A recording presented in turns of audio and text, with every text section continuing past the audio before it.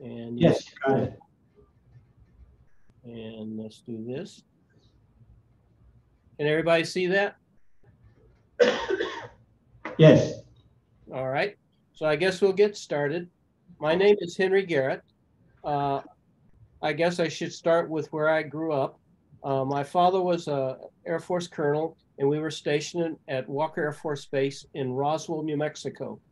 I grew up there, and in fact, Roswell, as you well know, was the first spaceport. It's where Robert H. Goddard did all of his original research. In fact, as a kid growing up, I some of my sponsors were people that actually rode their ponies out to spot the rockets that Goddard would launch.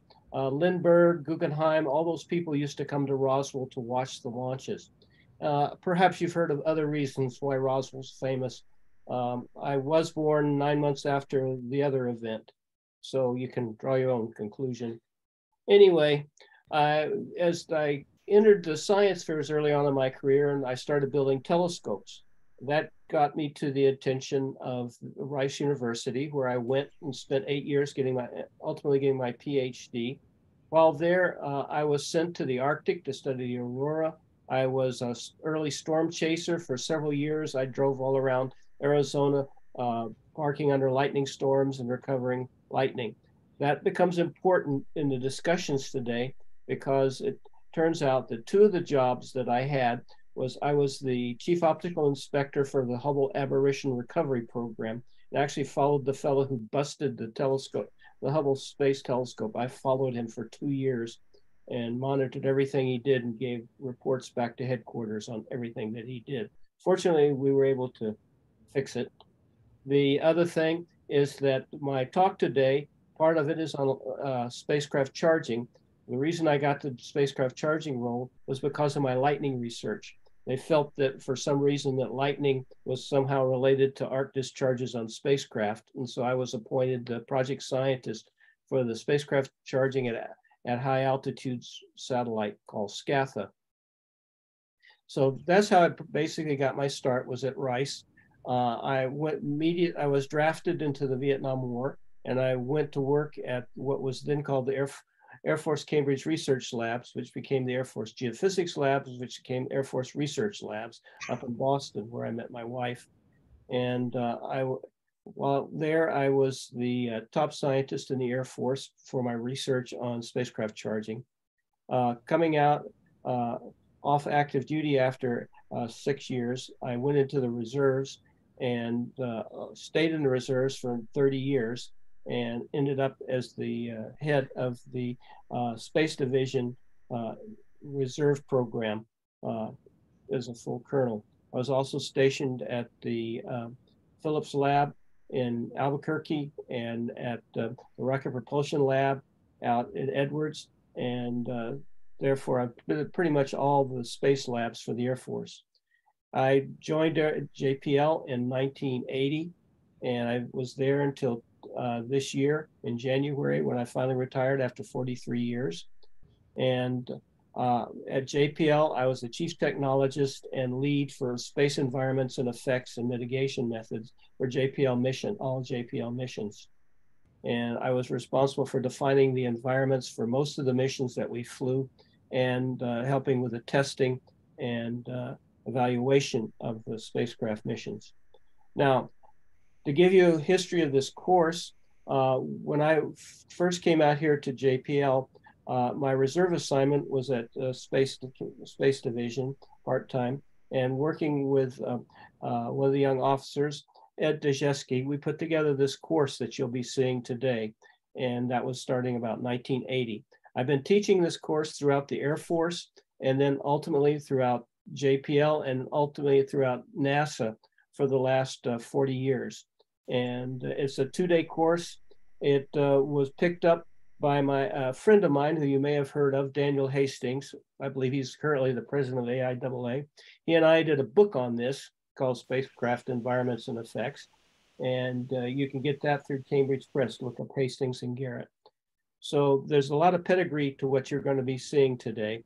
Almost everything in there I've either physically worked on or was responsible for the details. I highly recommend the The book, the course is currently taught at MIT, and also I'm the co-author of the guidelines for doing spacecraft charging. You can get that book also. That's Garrett and Whittlesey. You can uh, get copies of that through Caltech, where it's published. So let's get started. First of all, what's the outline? What are we going to talk about today? Well, first of all, I'm going to go into why do we care about space environment and its effects. Then I'm going to provide you with a process overview that I think will show you how we're going to go through this. Basically, you define the environments, you define the interactions, and then you do trade-offs to see what your mission can afford by way testing or by design corrections to how to take care of the mitigation of the effects. Now, I'm only going to talk about radiation and spacecraft charging today. You'll see a full list of all the different environments that I normally teach in the next couple of view graphs. So, and I'll also conclude with some references and go back over what we're talking about. So here's the introduction. Why do we really care? Well, bottom line is space is a lively place. It's growing like mad. And with the CubeSats, we're hanging stuff up there on the very edge of being able to operate in space. And so you need to have at least a rudimentary knowledge of all the different types of effects. I can tell you one example. The Planetary Society launched their solar sail into space a couple of years back, and immediately it turned off. What had happened was there was what was called a single event upset. They waited a few days, and sure enough, another single event upset came on and turned it back on. So there's a lot of complexity that you don't expect. For example, the PCs that they fly in space, early PCs that they flew in space, are having the same problem. A single event upset would turn the PC on or turn it and put it into check mode, and it would just sit there and try to figure out what was wrong with it. And so everything is affected by that. And indeed, one of the big things is that, as you know, right now we're going into the peak of the solar cycle. And Quebec, back in 1989, was knocked out by a surge in the Aurora Borealis, which coupled into their power grid and blew out their big transformers. And they were without power for several days in the middle of the winter. So there's very practical reasons for knowing what the space environment is and how it can affect your systems. I'm going to be primarily interested in electronic effects, but we'll also mention people effects too as we go through here. So this is what we know. This chart probably needs to be updated, but I think it's probably just about still valid. I think the unknown is more known now, but at least 20 to 30% of all in-flight failures are related in one way or the other to the space environment, probably more because of the unknown. But you can see there's electronic effects, electromechanical effects, mechanical effects, and then, of course, the environment. And so the environment plays a fairly substantial role in causing satellites to fail. In fact, here's the insurance policies. We've had a number of people come by our institution and to AIAA meetings and to American Geophysical Union meetings and give talks on the issues associated with the space environment and the insurance problems that causes. You can see here that in the if you read along the bottom there, you can see in 30 years, apparently 4.2 billion in premiums have been paid and 3.4 billion in claims have been paid. So you can see it's a huge, huge effect on the capitalization and the expense of flying spacecraft. So at least give you an idea of how across the board it's related to the effects on our spacecraft designs. First of all, as I said before, the space environment impacts everything that operates in the Earth's environment or in space near the Earth and in planetary space, particularly at Jupiter, as you'll find out as we go through. Spacecraft, of course, when you lose one, it can be extremely expensive, particularly at geosynchronous orbit where the biggies are. And the space environment itself has been studied since before they even launched the first rockets. There were estimates of what the spacecraft were charged to, for example, by the Russians as early as 56, 57, right before the first launches. But with careful design and testing, you can actually make great strides towards limiting the effects of the space environment. Give you one silly effect on the right there. That's the prototype of the early space station solar arrays on the top.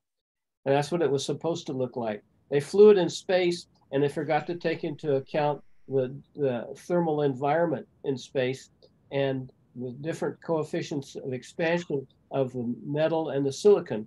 And if you look, you can see that it warped right out. They had this in the shuttle bay, they stuck it out, and immediately the thing warped. And that scared them, as you can imagine. So just about everything can go wrong. And we'll go through a lot of the silly things that happen today. But here's the basic model of why we're going to talk about today.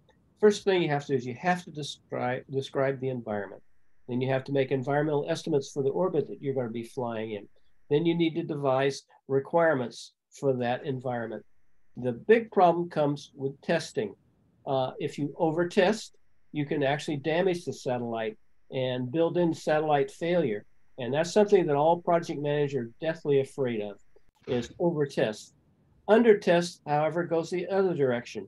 If you don't do enough testing, or if you do the wrong testing, when you go on orbit, you're going to have design failures. Give you a silly example. I was sitting up in my office near one of the big test chambers at JPL when I heard this loud noise. I ran down the end of the hall, and they had been shaking the antenna for Galileo, and they over tested it, and it broke. So they only had one backup, and so they didn't want to test the backup.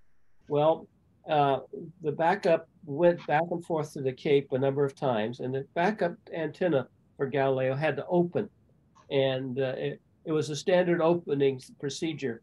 And so what JPL did was they made sure that they had twice as much the motor could crank it open or crank it closed. So they re-rigged it because they were worried about problems opening it, so that they had twice the power to open it. Well, they got on orbit, and they come to find out it had been sitting for so long, and smooth metal, if you have two smooth metal surfaces together, they'll fuse by molecular adhesion. And sure enough, it adhered, and even at twice the strength, they could not open the antenna.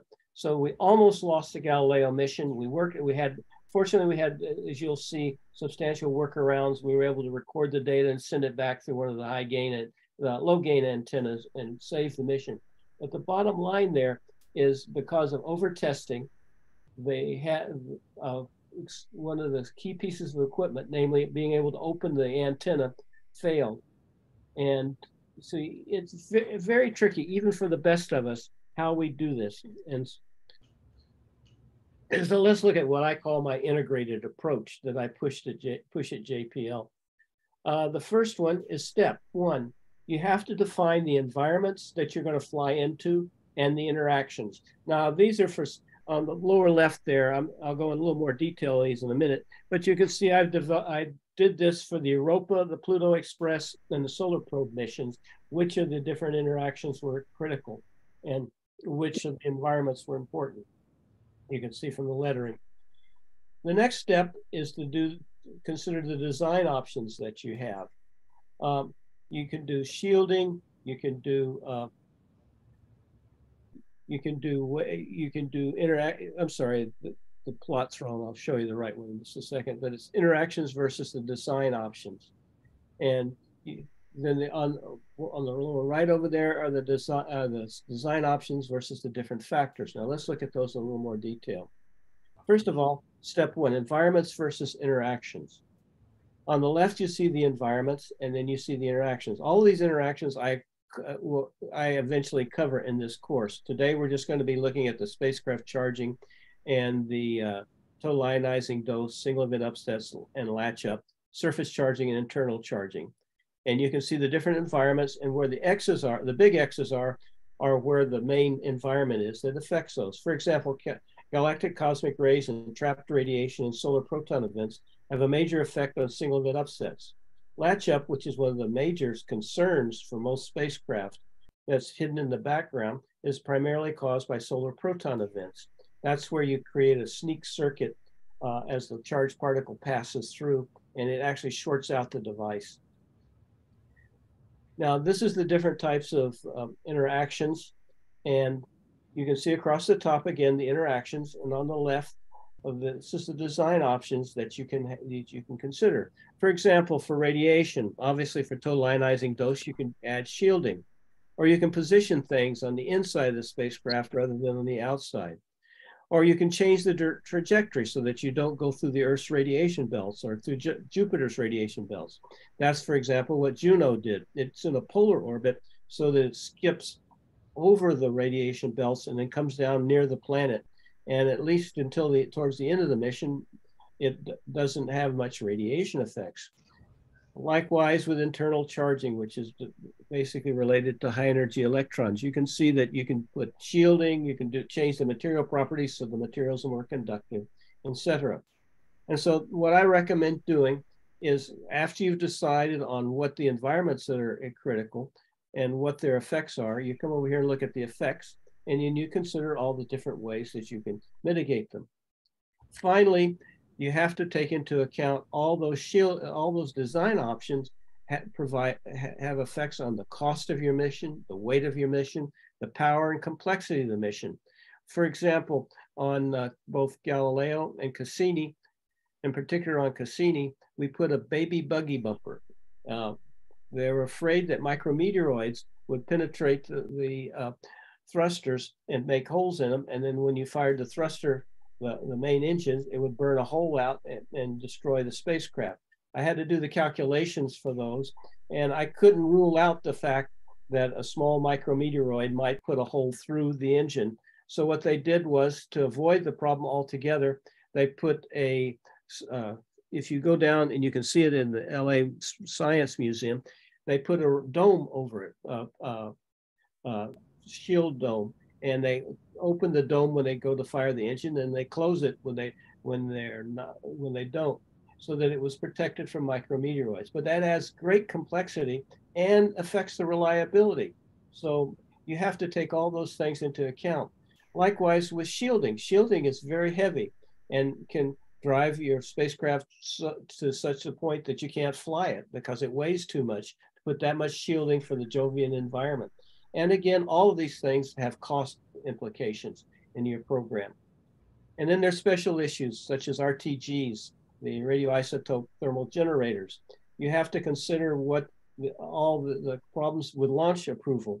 We had big problems with Galileo and ultimately with Cassini.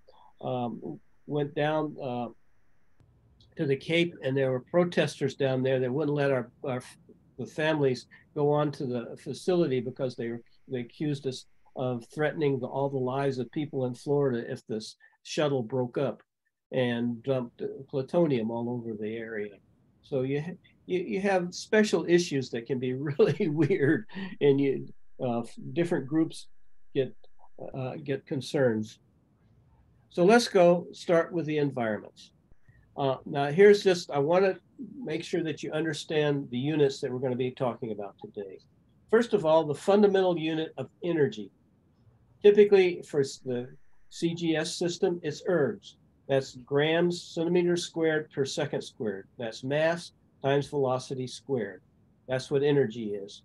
If you go to the MKS units, the joule is 1 kilogram meter squared per second squared. Now, you're going to see, rather than those two units, typically you're going to see us talk in terms of an electron volt. That's the energy that an electron will pick up dropping through 1 volt electric field. One charge electron falls through a 1 volt field. That's the energy that it'll get. Notice that it's very small. It's 10 to the minus 12 ergs, 10 to the minus 19 joules. Well, you'd say, well, that's not very important. Well, I want you to stop and realize that the energy of 1 EV is equivalent to 10,000 degrees Kelvin. And if that doesn't startle you a little bit, then you're not catching on. An electron volt is the standard unit of energy that we will be talking about typically through this effort. So now, what is the unit of dosage? Dosage is the amount of energy that you deposit in the gram into a mass, a unit mass. So it's so much energy deposited in a gram, for example, and you have to specify the material, in this case, silicon. So 1 rad equals 100 ergs per gram in silicon. A gray is a unit that people are more and more often using.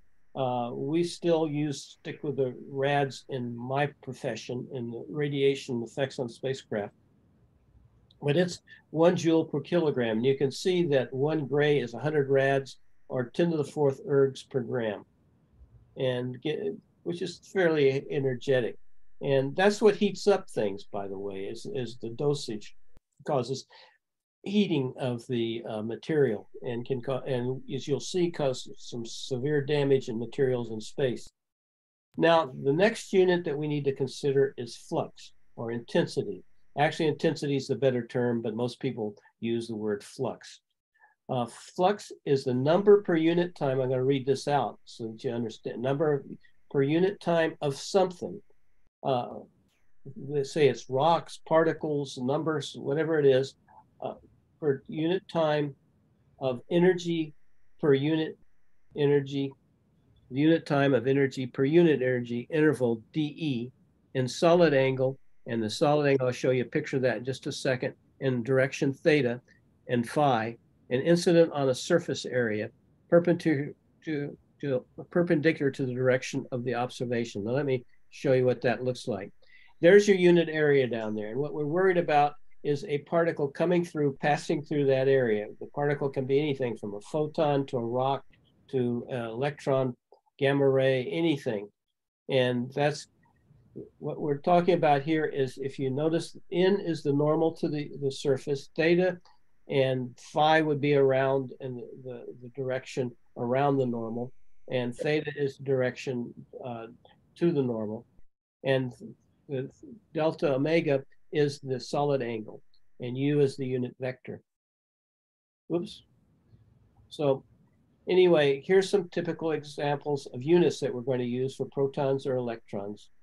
Particles per square centimeter, per second, per steradian, per keV. And heavy ions, for example, we usually have to take into account the mass, or how many nucleons there are, protons and neutrons in the nucleus. And you'll get how many particles per square meter, per second, per steradian, per MeV, per nucleon. And those are the typical units that we'll be talking about in this talk. RAD, by the way, stands for radiation absorbed dose. Okay, so now I'm going to get a little complex. This is about as complex as it's going to get through the talk, the next couple of slides. One of the most common ways that we discuss particle distributions is using what's called a Maxwell-Boltzmann plasma distribution.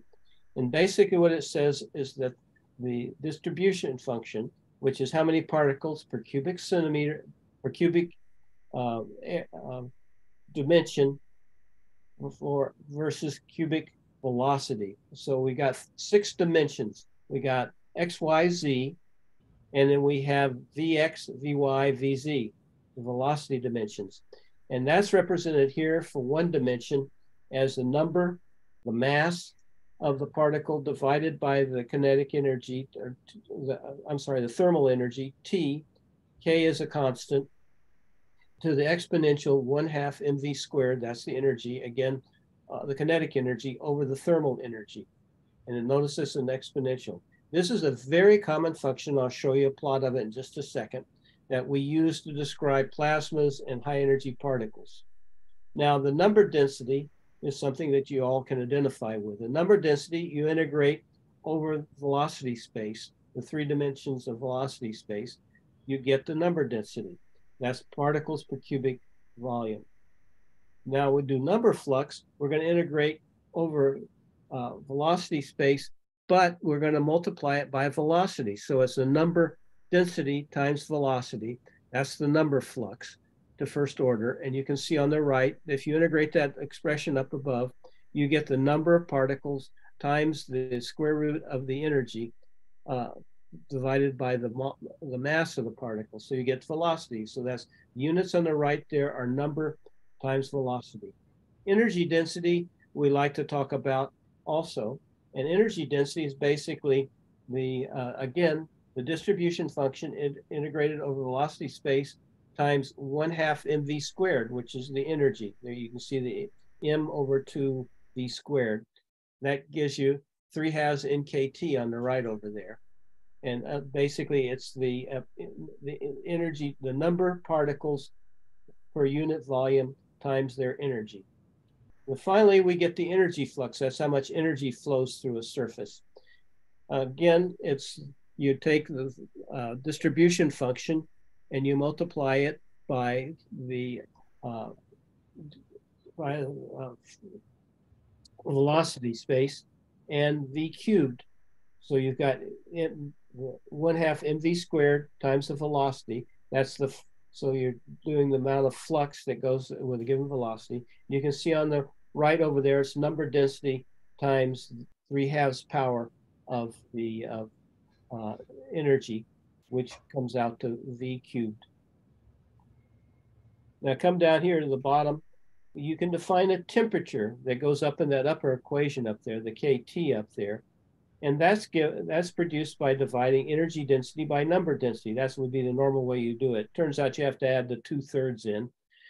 And that shows you that you get the the energy density divided by number density gives you the mean energy. But you can also define a mean energy, or an RMS energy, as I like to call it, by dividing the number flux into the energy flux. And that's on the right over there. And these two temperatures do not necessarily agree unless it's a monoenergetic, single Maxwellian distribution. Now let's see what that means in reality. These are typical distribution functions from geosynchronous orbit, which we'll be discussing later, for the plasma environment from about 10 eV all the way up to 1 MeV. For the electrons, same for the proton distributions. You can see the distribution function. Again, notice the units, seconds cubed, kilometers to the 6th. So that gives you velocity and cubed and number density. I'm sorry, and gives you the spatial coordinates. So spatial coordinates are cubed and the velocity cubed. That's the unit. Seconds cubed over kilometers to the 6th. Same thing for the protons on the right. Now, I've plotted here in the dashed line is a Maxwellian fit. And that's actual data that you're looking at there from geosynchronous orbit. And so that's what you can see is that the single Maxwellian does a moderately good job of fitting it. But if you do two Maxwellians, that's two different temperatures and two different masses, you get the second fit. Obviously, fitting 4 parameters is better than fitting 2 parameters. It works particularly well for the protons, as you can see on the right. The dashed line, again, is the single Maxwellian, and the dotted line is the 2 Maxwellian fit, and you can see it does a much better job of fitting the data. So that's what we use. We use these distribution functions to try to define the distribution of particles in the environment. Now let's start looking at the different particles that we need to consider. Galactic cosmic rays, as you probably know, come from supernovas and black holes, all kinds of high energy sources out in the galaxy. And back in 1896, as you remember, they were beginning to discover radioactivity. And Henri Becquerel said, well, if they see a lot of radiation on the surface of the Earth, maybe if we get away from the Earth, where there's a lot of radioactive materials, it'll go down. So first thing he did, Hess here, Victor Hess, decided to do a test. So he got in a balloon and he went up in space. Initially, the radioactivity started to diminish, indicating that a lot of the radiation was coming from the ground. And then all of a sudden it went way up. And we find that it peaks about 20 to 30 kilometers. And I'll show you in a second why that's so. But so what is they realized that this stuff must be coming from outer space. and that's back in 1912. Here's what's happening. A single ultra high energy cosmic ray coming, proton, electron, proton or heavy ion, typically. Electrons, I'll show you those, but they're only a minor contributor. Cosmic rays are primarily heavy ions and protons. One of those particles comes in as it approaches the Earth, it starts to see the atmospheric density of the Earth. And as it does, it can collide with one of those particles and causes and I'll show you pictures of this in a minute, causes what we call a cosmic ray shower. Hundreds of particles can be produced from one high energy particle hitting an atmospheric particle out at the top of the atmosphere. And those particles come out in a big cloud. Fortunately, most of them are created at high enough altitudes and they have very short lifetimes that they do not make it to the ground. And as a result of that, the vast majority of the radiation created, it appears at what's called the Pfotzer maximum at about 20 to 30 kilometers. And then the rest of the atmosphere of the Earth protects us, and the fact that the particles are decaying rapidly in time, microseconds and nanoseconds to decay. But you can see the idea. A particle comes in, crashes into something, creates a cloud of particles. Those particles die off as you approach the ground. Now, this is what we see when we look at the cosmic ray spectra. This is from Ray Mewalt at Caltech, provided this to me. On the left, you can see different species. H down there stands for hydrogen's family, helium family, oxygen family, and iron family. Most of the heavy ions tend to fall in these groups. Hydrogen being the dominant one, the protons, helium and family, and then oxygen and iron. A lot of the particles tend to break up into these species, ultimately ending up like that. I'll show you the actual distribution in a little bit. But what you can see here is the solid curves in every case are outside the heliosphere, outside the sun's magnetic field and its effects. This is from the Voyagers. They were able to measure the interplanetary magnetic particle environments out there. And then what you see under that are these two dashed curves. The little dashed curve corresponds to solar minimum. Now, solar minimum, turns out the magnetic field of the sun is very calm, very quiet, and cosmic rays can come straight in. Now, they're cut off by what's called the heliopause below about 100 MeV per nucleon. You can see that dip over on the left there. That dip is because the magnetic field of the sun actually keeps those particles from coming in. The stuff to the left is from the solar proton events and from the solar flares on the sun that we see. And so if you were just to look, if the sun were totally dead, this curve would fall over to the left. It would go down dramatically because the magnetic field of the sun is keeping those particles out. Now, the bottom curve, the big dash curve, corresponds to what we call solar maximum. When the sun is very active, its magnetic field is very turbulent, and it prevents the lower energy galactic cosmic rays from getting in. And you can see that it's significantly lower than what you would see at solar minimum. It's at least a factor of 2 to 4. And you can see each of the different species. You can see iron is the least species. Then you have oxygen, then you have helium, then you have the hydrogen. On the right is the actual total spectrum, as a function of EV. You can see that it goes up to about 10 to the 21st electron volts is the maximum energy. There is a maximum energy, it turns out, because when the Big Bang took place, it created a microwave background environment that people talk about. I think you've heard a lot about it. That's the way they detected the Big Bang. Basically, is they saw this I guess it was a 2 Kelvin background radio wave environment. Turns out that those radio waves are enough to scatter anything above that and slow them down. So basically, the highest energy galactic cosmic rays are slowed down and scattered by the background microwave environment in the galaxy. And there's reasons for the knee, and I'm not going to go into that, but there's an ankle down here.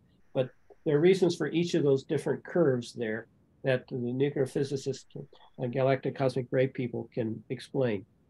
Now here's the electrons on the left over here, and you can see they're substantially stopped from interstellar space, IS, and at 1 AU where the Earth is, they're almost 3 orders to 4 orders of magnitude lower as a result.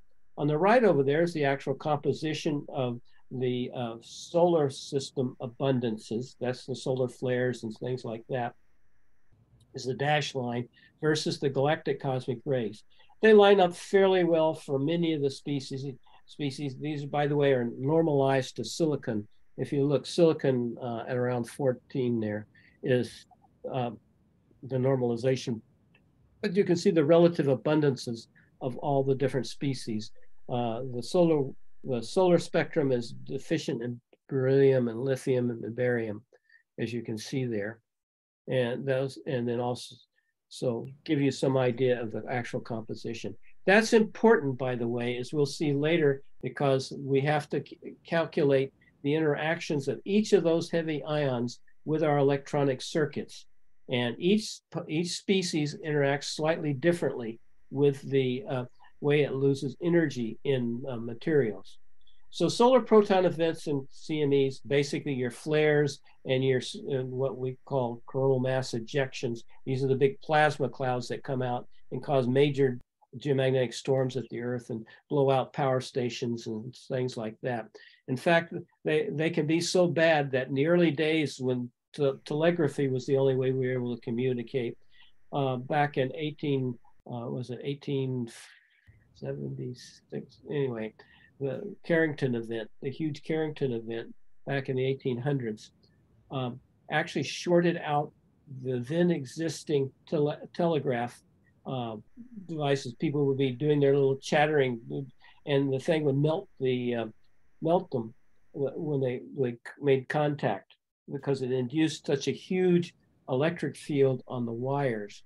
Because remember, what's happening is you're pressing charged particles into the auroral zone, and those auroral particles create a current on the ground, and that current can be induced into long wires. It's like millivolts per meter, but when you have something that's several hundred kilometers long, multiply hundreds of kilometers by millivolts per meter, you can get quite a large voltage, and that's what causes the failures. It's this induced very low current of millivolts per meter from these solar storms that can wipe out our electronic systems. This is what storms looks like.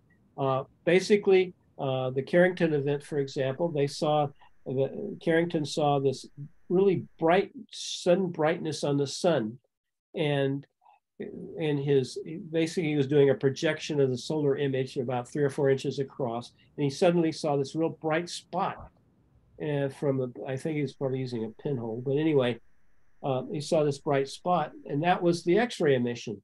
And then a few days later, all hell broke loose at the Earth with the aurora going off and the telegraph systems and all that being affected.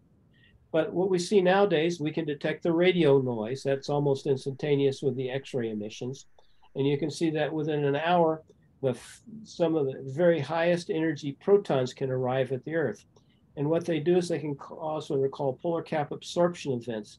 Over the polar cap, the particle, as we'll see in a little later, the magnetic field focuses these high energy particles, and they come down on the polar caps and they ionize the ionosphere. And the extra ionization causes effects on radio propagation, and that's what we call polar cap absorption events. The radio waves, instead of bouncing, are absorbed. And then we have these major ionospheric disturbances.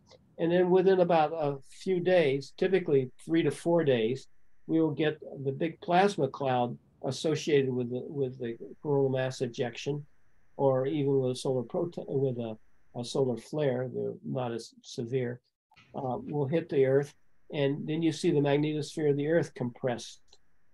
Down on the right is some of the largest recent solar flares, solar proton events that we've seen.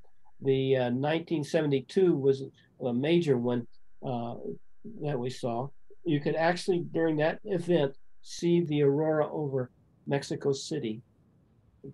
Think about that.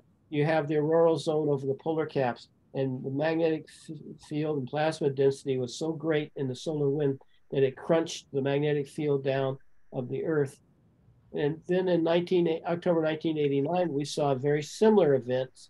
And by the way, this double peak that you see is characteristic of coronal mass ejections, solar proton events. And so solar proton events are the space rain, if you want to think of that, coming from the sun and causing havoc at the Earth. Now, again, we have the two paradigms. We have flares. Flares are local acceleration of particles from merging of sunspots, whereas coronal mass ejections are large areas of sunspots merging together.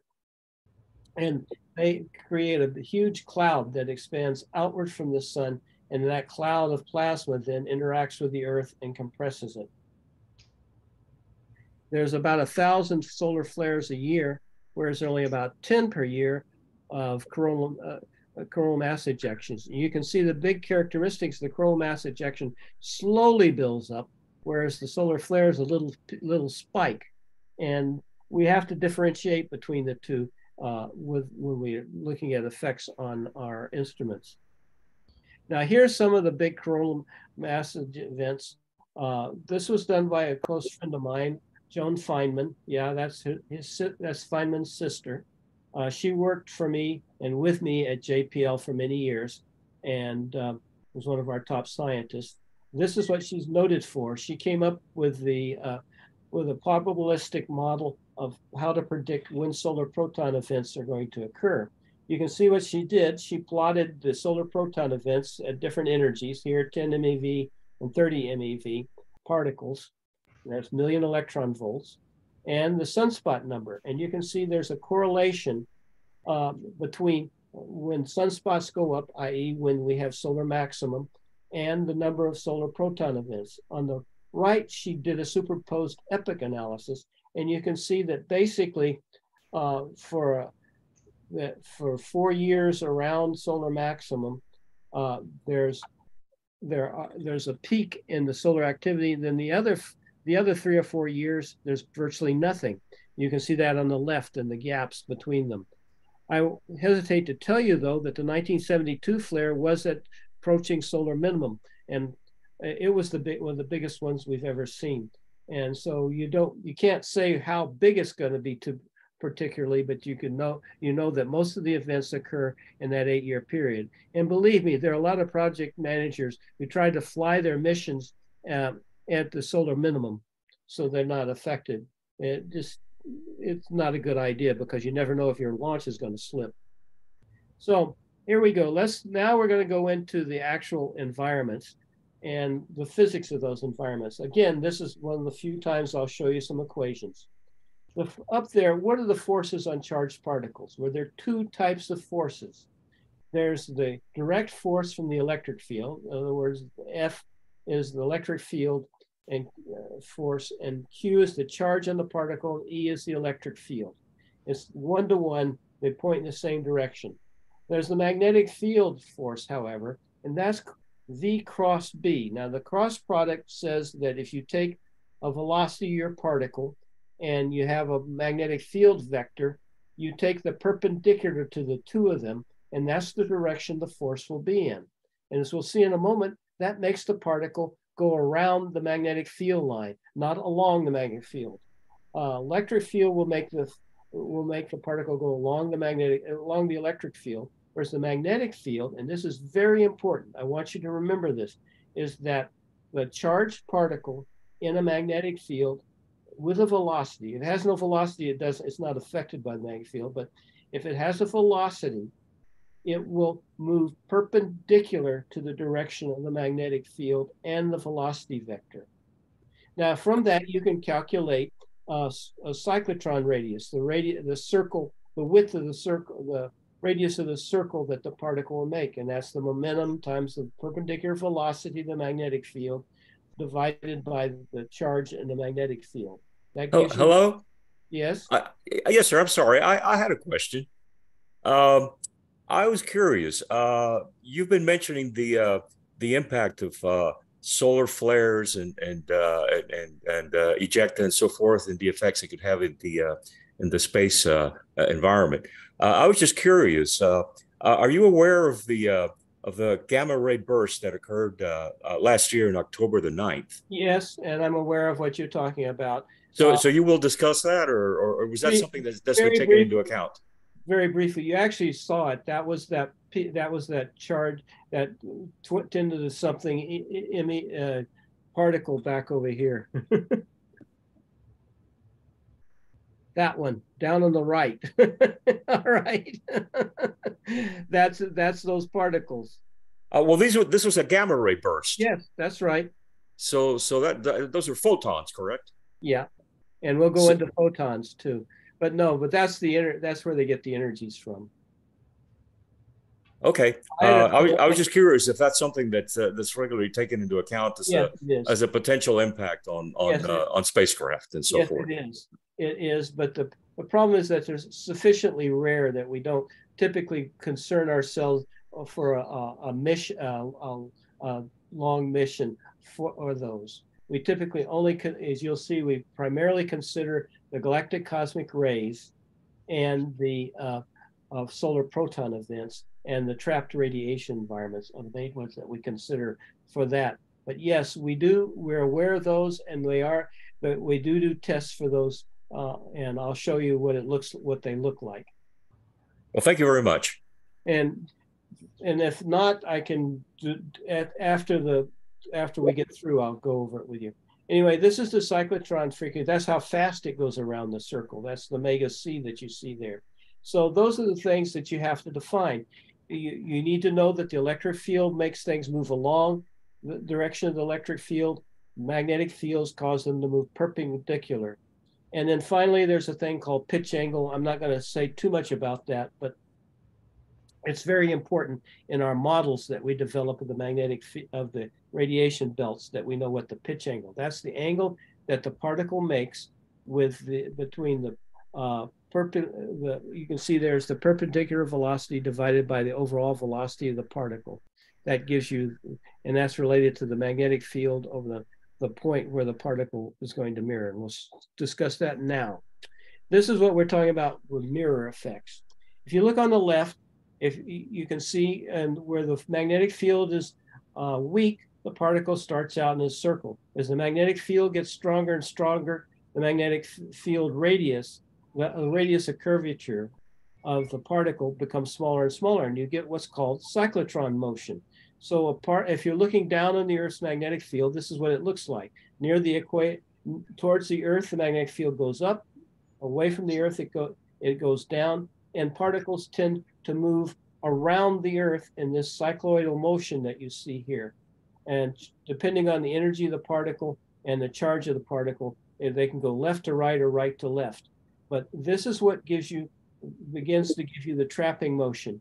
If you have a particle in equatorial plane, magnetic equatorial plane, you'll see that the particle will go around the Earth in cycloids.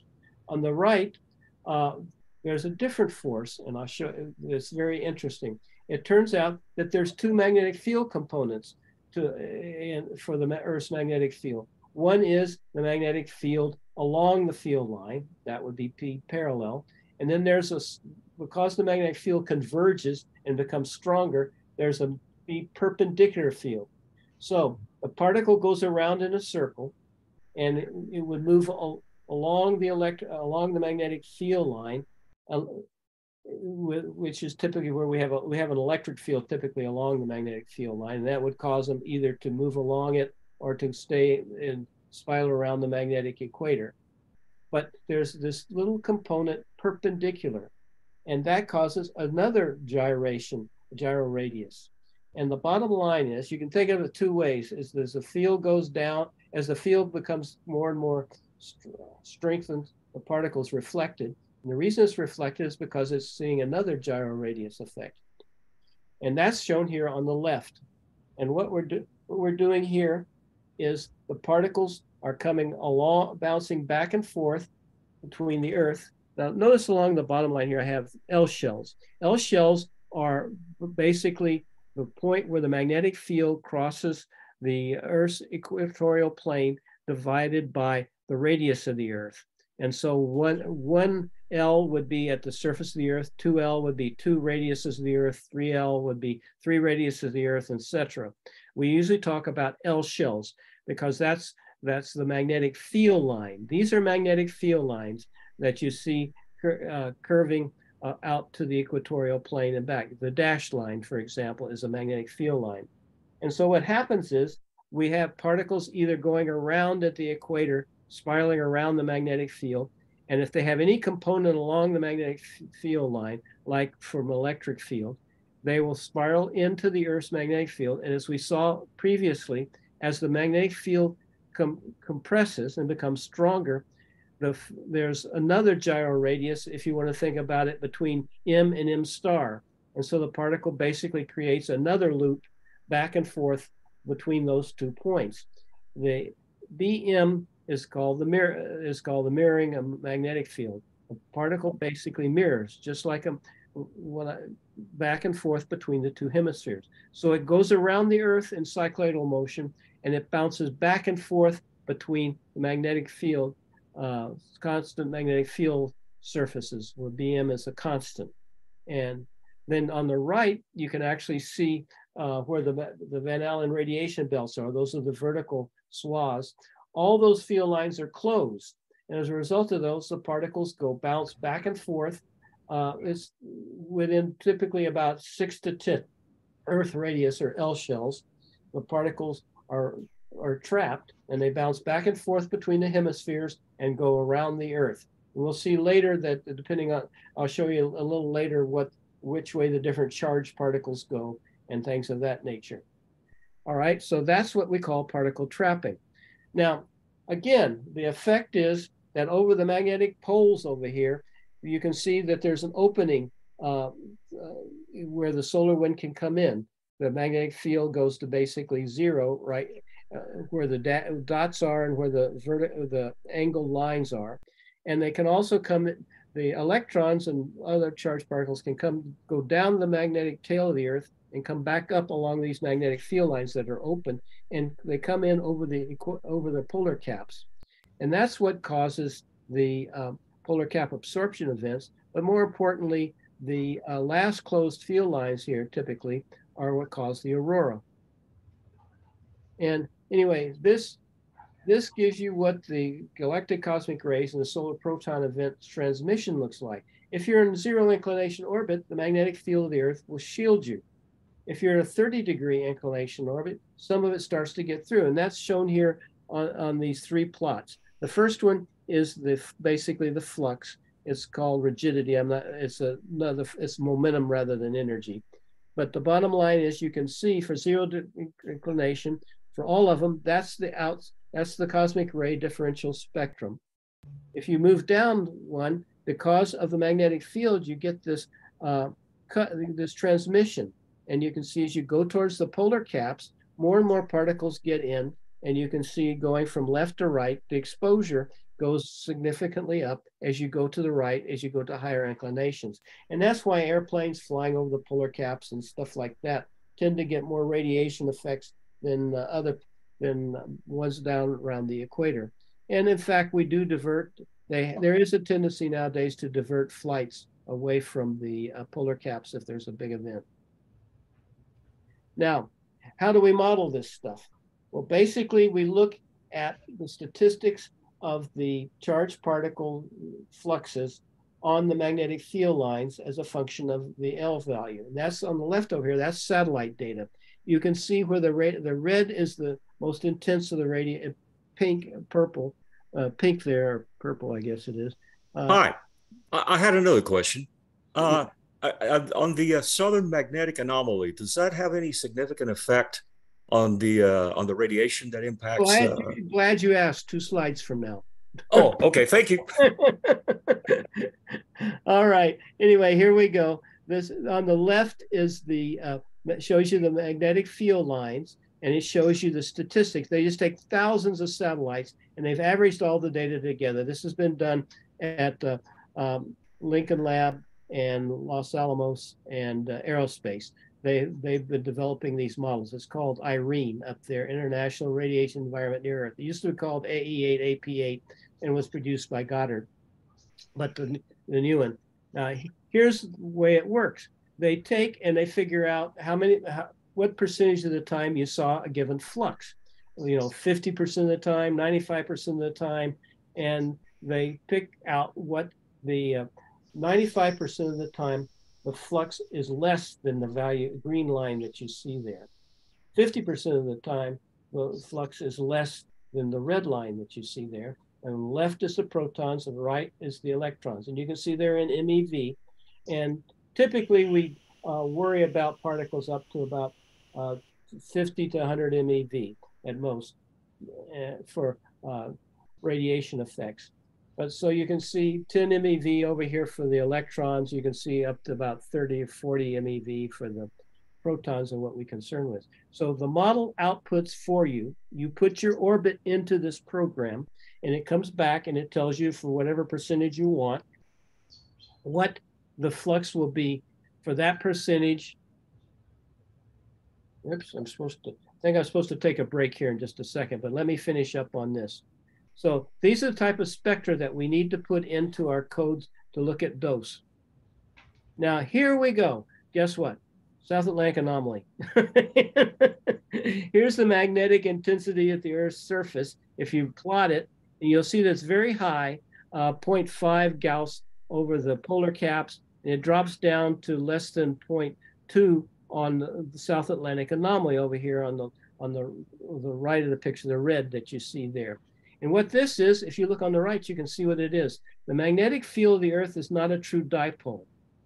Even though I've been showing you pictures of dipoles, it's distorted. In fact, at best, there's this little, you can think of it as a little bitty dipole and one big dipole. And as a result of that, there's a minimum in the magnetic field. And as a result of that, we go back over here. Whoops, went too far. We go back over here, and you can see where M is. M is down lower, and it's near this. It's about 500 kilometers. I'll show you the actual.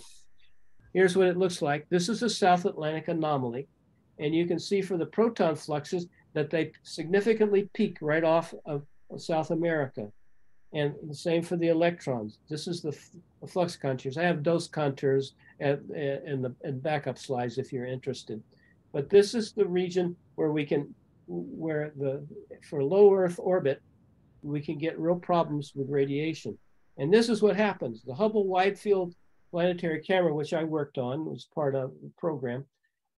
If you go through the South Atlantic anomaly, these are all the proton events that you're seeing and hitting them on the left over there. Now, I call your attention to some of the straight lines. You notice those little straight lines in there? People don't realize this, but a CCD, charge coupled device, is a little plane, a little plate. And particles can come through right through the side, through the edge of it, and knock out several different bits.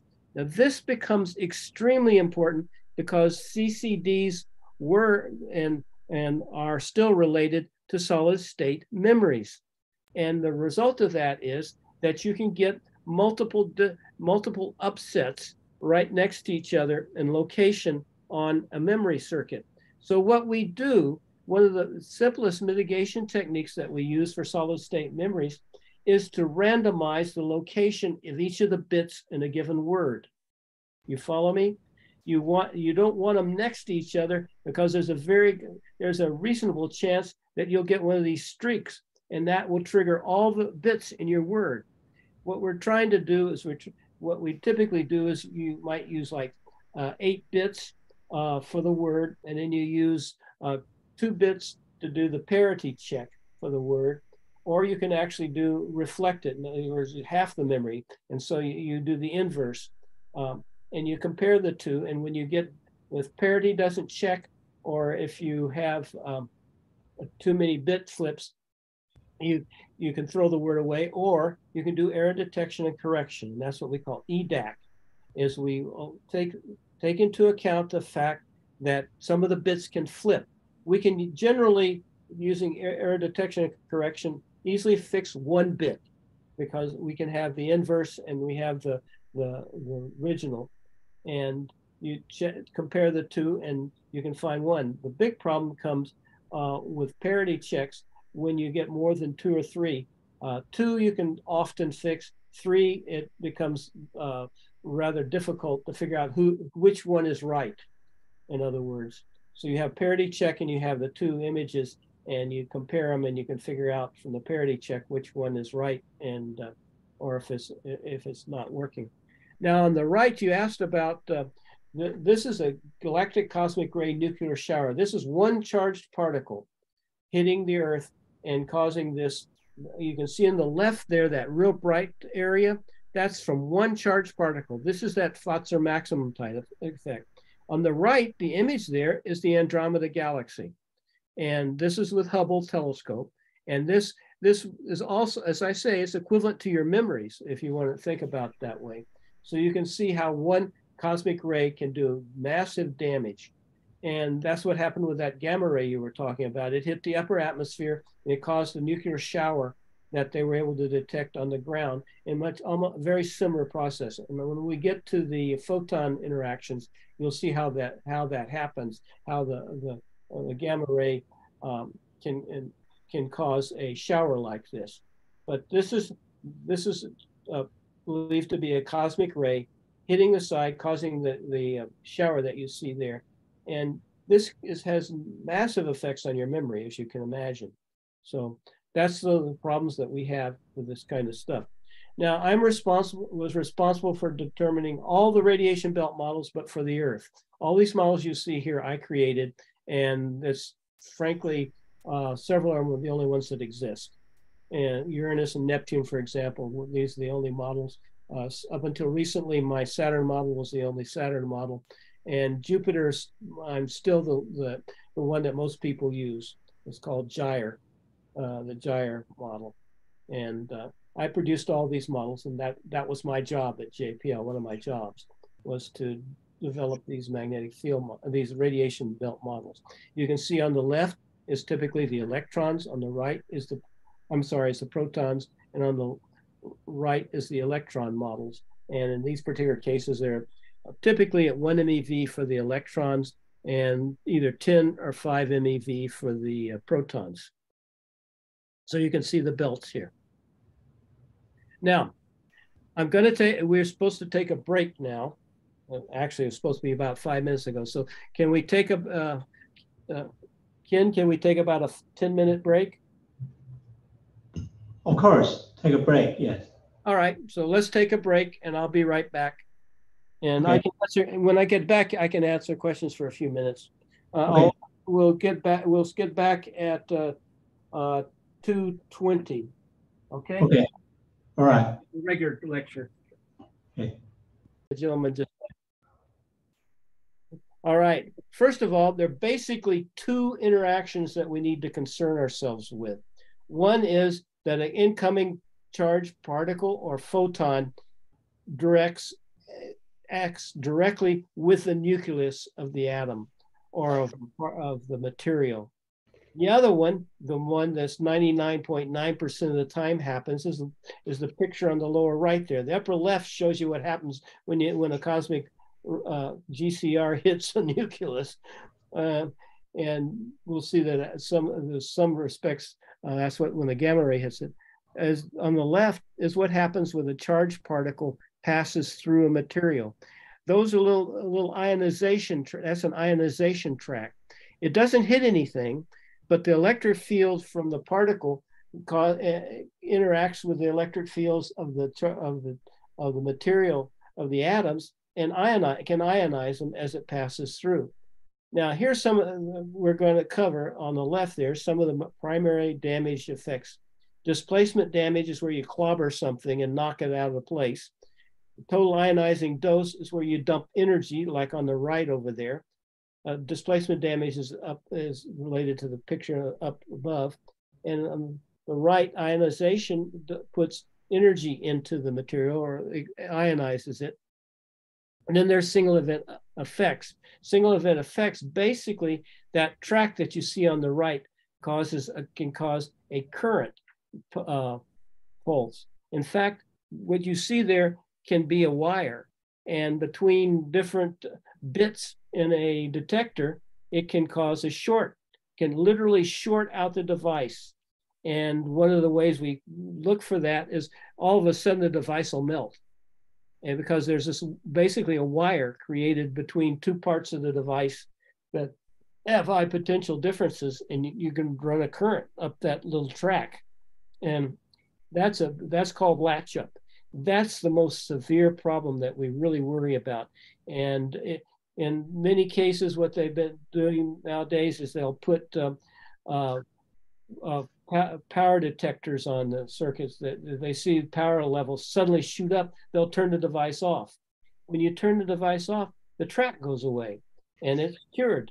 And so you basically put watchdog circuitry on your device. So if it suddenly starts drawing a massive amount of power, you just shut it off and then turn it back on a few seconds later. Gate rupture is where there's enough energy to actually destroy the bit.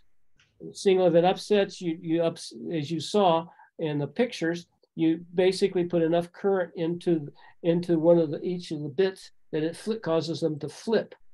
And so that's what single event upsets are. Single event upsets, you just turn the device on and off and the effect is gone. You reset it. So they're flux rate effects. It turns out that for a family of devices, which we'll mention later, the really low rates of radiation dose in space are 10 to 100, maybe even 1,000 times more severe than what if we put 1,000 times that amount of dose in a few minutes when we're testing the parts. In other words, the testing data is screwed up.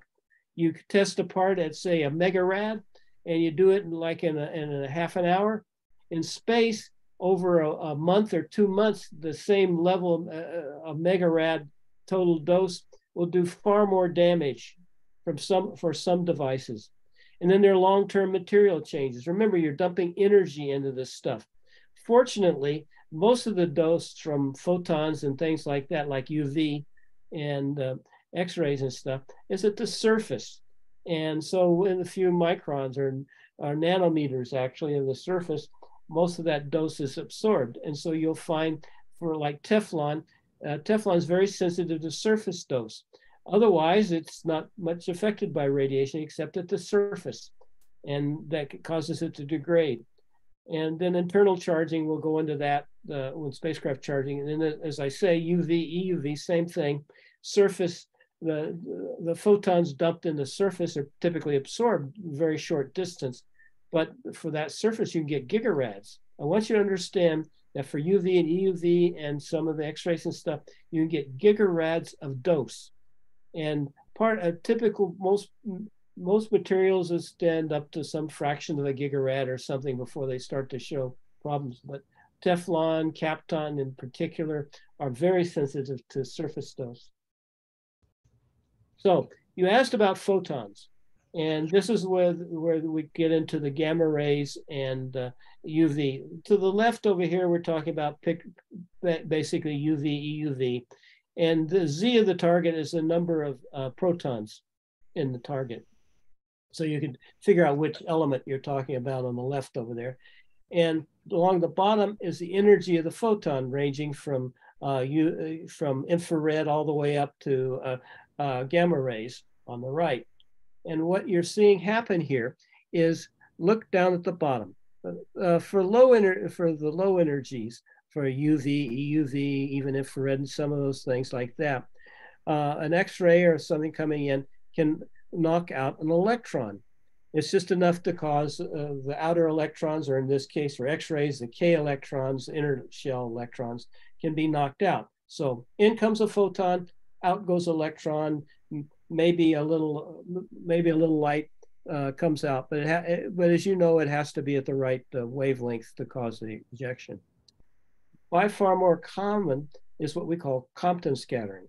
A photon comes in, and the photon is scattered by the atom, but an electron is created and is removed from the outer shell of the electron, from the shells of the electron of the atom, and it goes off. And that angle there, by the way, has to do with the amount of energy that and momentum, the momentum transfer that you do. The angle is very precise depending on the incident photon energy and the electron that goes out.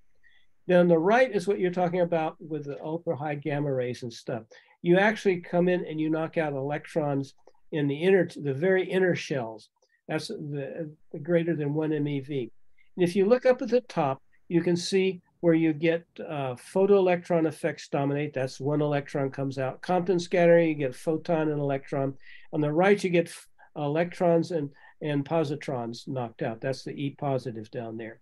You actually get particles created going through the atom. There's enough energy there. The atom provides the mass against which the interaction can take place, and it creates in situ an electron and a positron. The energy is directly converted to those two things. So basically, you start on the left, you knock out lower energy electrons. In the middle, you knock out photons and electrons. And on the right, you're creating more exotic particles from the gamma ray showers and things like that. And up there, you can see where silicon is. You can see that silicon, as a function of energy, you can see what percentage is photoelectrons, what effect is Compton scattering, and what effect is pair production. And that's basically what we do. We start, for example, with cobalt-60, a gamma ray source. It puts out, what is it, I think 2 MeV gamma ray that goes into the surface of our material, the device we want to test, and it creates a cascade, as we'll see in just a second, of particles, of electrons and photons and other more exotic particles, depending on the energy. And so you start with cobalt-60, you start with a photon. The photon causes an electron-photon cascade, and that's shown here. These are actual simulations using Monte Carlo techniques, where they actually track the incoming photon or electron, comes into the device. You can see on the left, you have a thin shield, and the particle comes in. Some of the particles, if you notice, are scattered back out. Those are called backscatter. And the backscatter, as we'll see, can be significant for particles.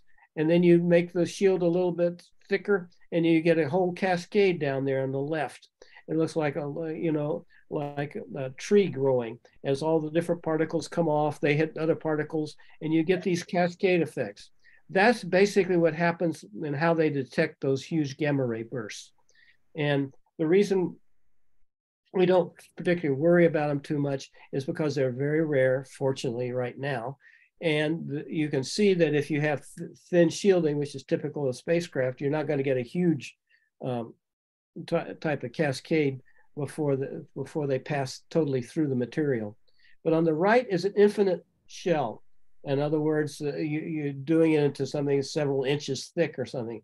You can see how, what I want to call your attention to is note that the incoming electron or photon causes a location in there where most of the particles, charged particles, are stopped, besides the ones that come out the back and a few go through. But notice the one, there's some coming back off the surface. Those are going to be important. But notice that little cloud point in there where most of the charge is deposited. That's unique to electrons. This is what's, before I go there though, I want you to remember this chart. There are two ways that shielding is described. One is, in my field, we're ancient, we use mils. That's 1/1000th of an inch. No CGS, no MKS, mils. That's what most spacecraft do. They design to 100 mils. So that's literally the thickness of the shielding. It is typically considered to be aluminum, which is 2.7 grams per cubic centimeter. Now, if you divide mils by the density of the material, to get rid of the density of the material, you come up with a unit of grams per square centimeter. Okay, you see that down there? That's where we multiply the, we take the mils and we divide it by grams, and you get grams per square centimeter down there. Okay, and I always get this confused. It's row time, is it rows time? Anyway, oh yeah, it's mils is distance, so you multiply by row, you get grams per square centimeter. So this is a conversion between mils of aluminum, which is thickness, times the density of the material, which gives you grams per square centimeter. Now, why would you care about grams per square centimeter?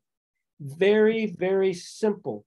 If you calculate how many grams per square centimeter you need to shield a box, and you know what the area of the box is, you can multiply by square centimeters and get how much grams your spacecraft requires for that shielding. So the designers of boxes and things, they like to work in grams per square centimeter.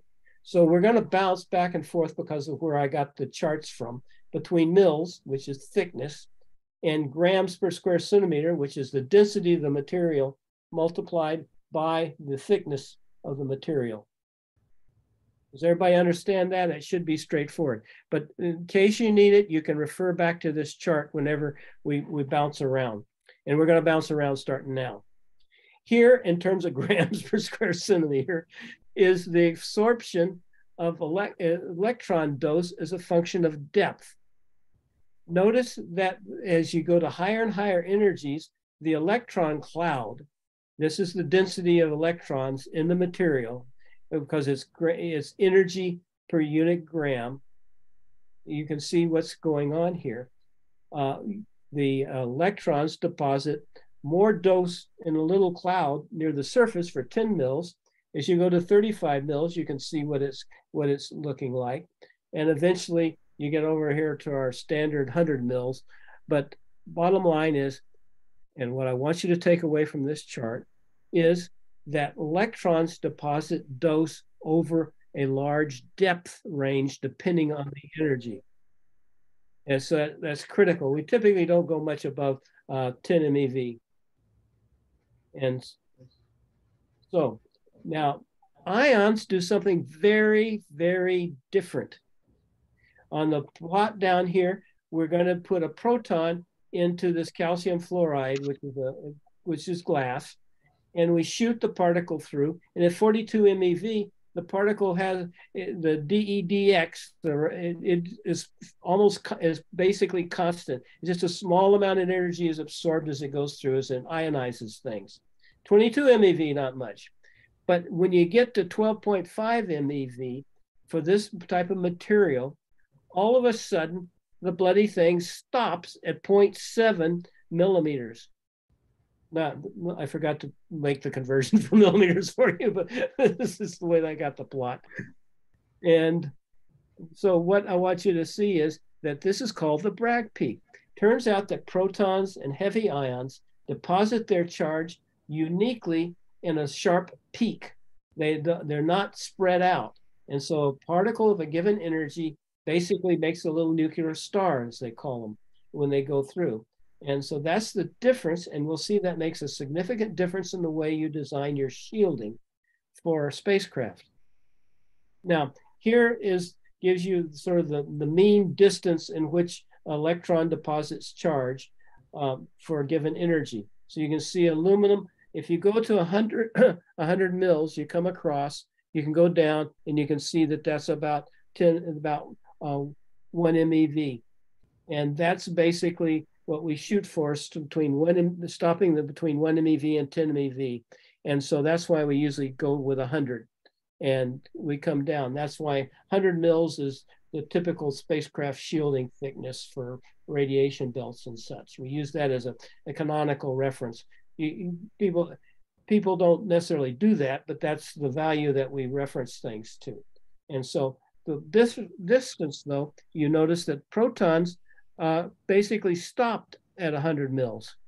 You have to go up to over 100 MeV before a proton will stop, will deposit its charge. And that's the point. the flux of electrons at lower energies dominates. Protons at the high, you have to go to very high energies, and the flux is dropping off dramatically. So we normally worry about electrons. Now at the Earth, unfortunately, in the inner radiation belt, protons dominate. And so we'll see how that effect is. But here, for spacecraft charging purposes, you can see, and we'll go back on this again, electrons penetrate about 100,000 times farther than protons do. And so protons are basically, for most of the flux, stopped at the surface.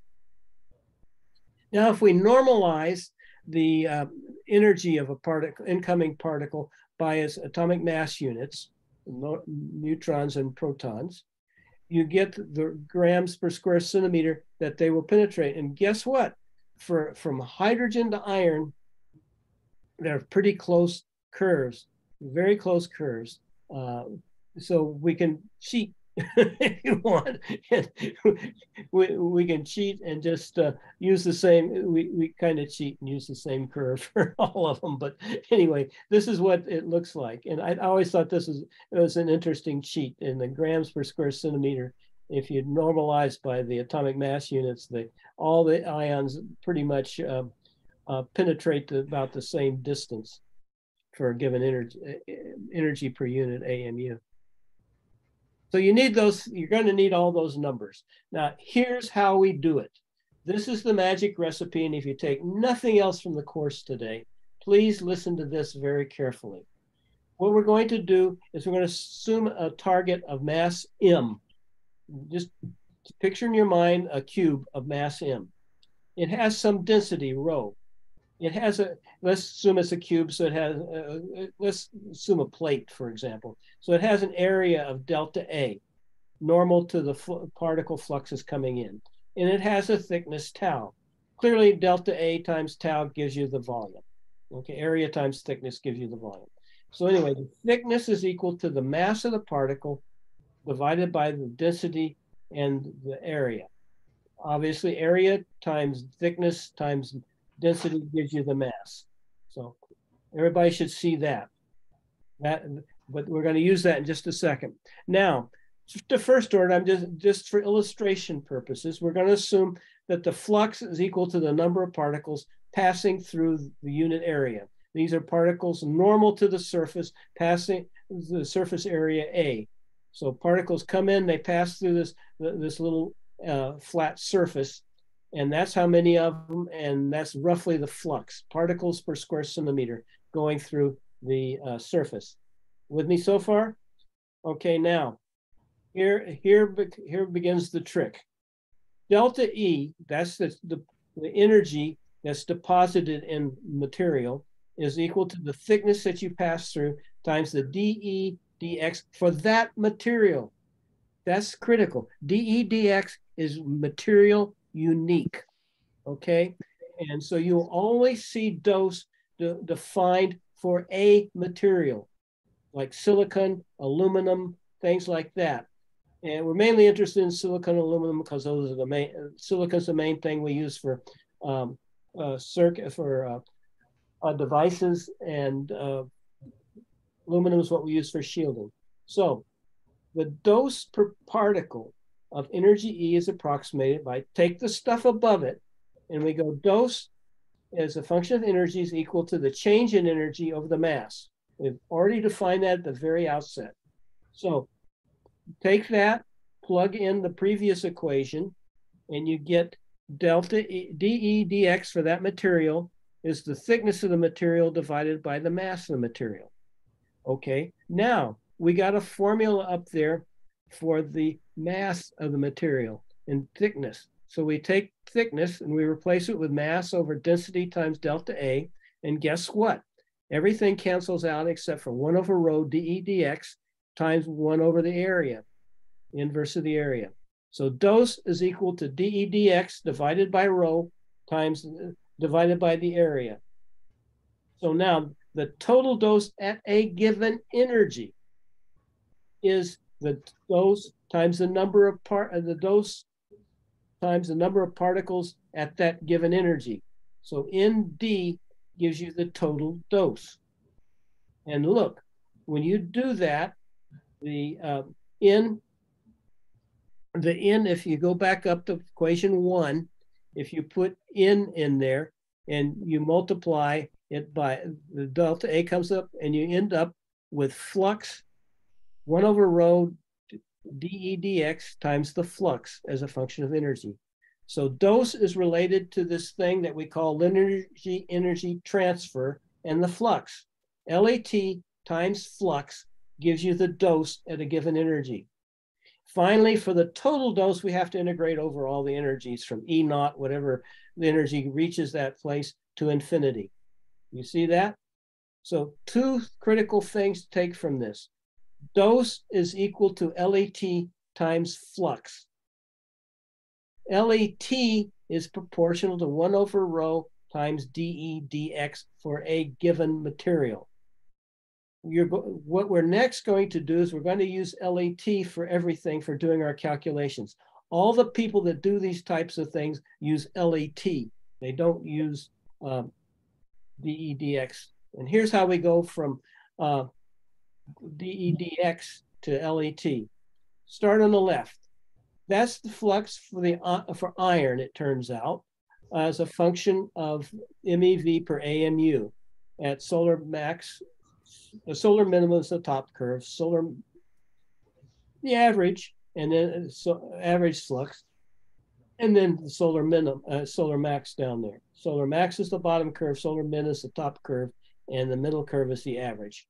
So that's a typical solar proton event environment that we would assume for emission.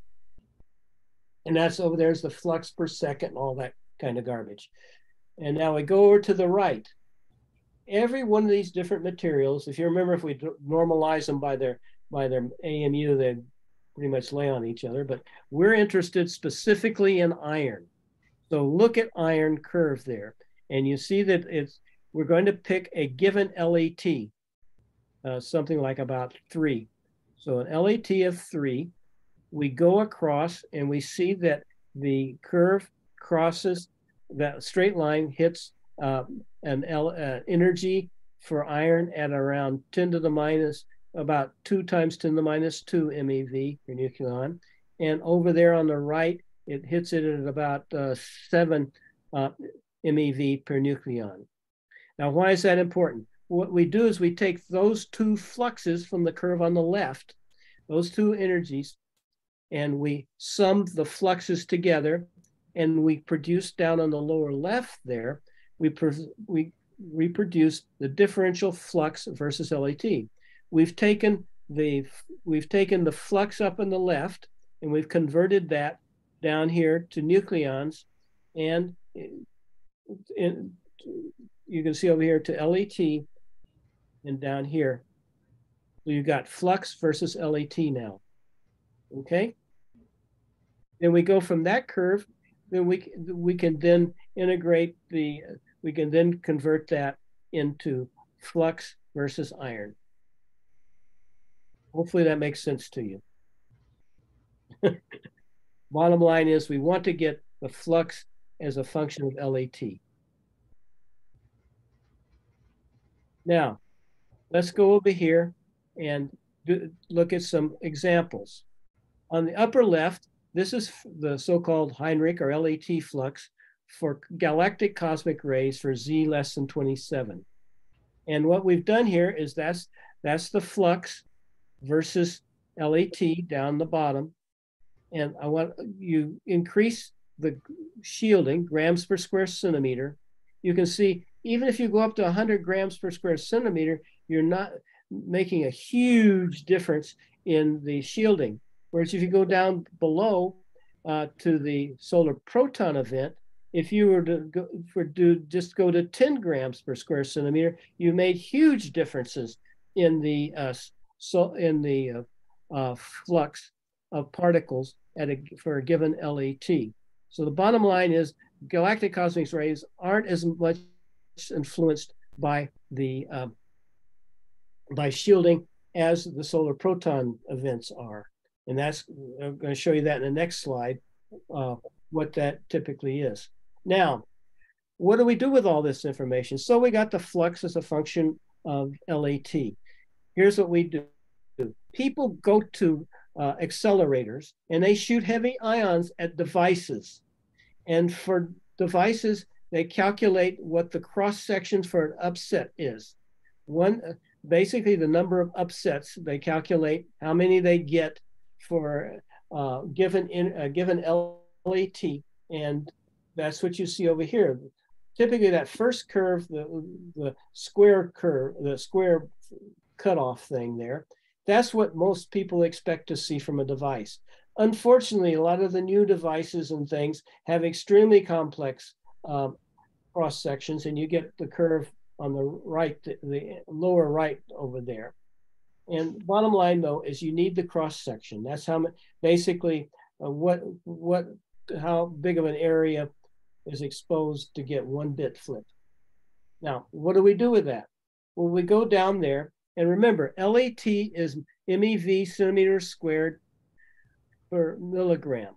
And we have then the cross section.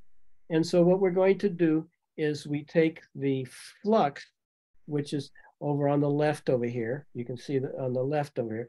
You take that and you put that in here. And flux is per square centimeter. So flux versus LAT, put that in there. We multiply flux times the cross-sectional area, and we get the number of hits per number of upsets for that device. We have what its cross-section looks like, and we multiply that cross-section times the LAT, the flux versus LAT, and we come out, when we integrate, we get the number of upsets. That's how we calculate the amount of upsets for a memory chip or for a device. You multiply the curve in terms of LAT, the flux in terms of LAT, and you multiply it by the cross section and integrate, and you get the total number of upsets. That's how it works. That's the secret to calculating upsets. Now here's a typical mission profile produced by JPL for a mission at 1 AU. We use the Adams 90% worst case GCR flux. You can see that in there in the middle. It's 25 mils and 500 mils, not much difference if you look with shielding. So they're not much affected by shielding. But look at the effects on a 99% flare. That means 99% of the time, only 1% of the time will a flare be expected to exceed that during your mission, okay? That's what that said. 99 percentile says 99% of the time we won't see a flux higher than that. So we assume that, and same for the 90% for the GCR. And what you're seeing, so you look over on the left, and that's the flux centimeters squared per day of particles. And the bottom line is that you can, with 100 mils, you could do a significant damage to the proton flux. You can pretty much kill it down. And by the time you get to 250 to 500 mils, that's a half an inch. You pretty much killed it below the GCR rate. And by the way, you see these bumps over here? If the iron is the one to the right, that would be the iron flux. I think the second dip from the left, from the right, I mean, is oxygen. And then I think the helium hydrogen stuff is the stuff over to the left, if I remember exactly. So that's how you do it. We give you this curve. You figure out how many days you're going to be out there, and you multiply that by the cross section, and you get how many upsets you're going to get for that device. Now, you asked about SOHO. There's SOHO. That's SOHO getting clobbered by a solar proton event. Oops, let's go back and do it again. I like watching that. Whoops, don't do that. There we go. Now watch, there was the coronal mass ejection, by the way. There's another coronal mass ejection up on the right there. You see that? I've got better, on my long course that I give for several days, I've got details of all these things. You can get the idea. You see the CME, whoops, you see the CME, and then you see there's one there's another, and then a few days there. This is speeded up, obviously. You can see the time on the lower left there. Now, this is what we're worried about. Here's a cosmic ray going through PNP or NPN junction and a memory element. This is old style. Now we're down around 1 to 2 microns instead of 25 microns. But I guess I should change the 25 to, to 1 or 2. It's the same thing. As the charged particle goes through there, you've got this NPN or PNP junction, and you create a current pulse. That's the way you reset a bit, how you control the bit. You put a current on it, and it flips 1 or 0. Charged particle does exactly the same thing when it goes through there. That's the problem with single event upsets. And you can see over there, look at those tracks. Look at those long tracks that you see. You can see these things like this. Do you see where my finger, you can see these long tracks, right? And those that would take out a whole bunch of your memory elements. And if your word is in that vicinity, you can take out the entire word. And so you have to, you can correct for 1 or 2 bit flips easily with oral detection and correction software, but anything beyond that becomes confusing. Now, we did this we were worried about power on reset anomalies on Galileo and the AACS. Now, basically what happens is that if it detects in the AACS system a power pulse, it shuts it down and turns it back on. And indeed, when we were going by Jupiter, we got 42 AACS power on resets. Turned out they were not due to cosmic rays, they were due to spacecraft charging, as we'll discuss later. But it's the same type of idea. So here's what we did. They simulated in the computer the 3-dimensional layout of all the devices. And they basically simulated the way the little computer would operate. And then they injected upsets at all the different points where you could. They just randomly injected upsets, thousands of them, to see what would happen. And what they found was that about 83% of the upsets didn't have any effect on anything, or no, they weren't. They didn't do anything. They might have seen them, but they didn't do anything.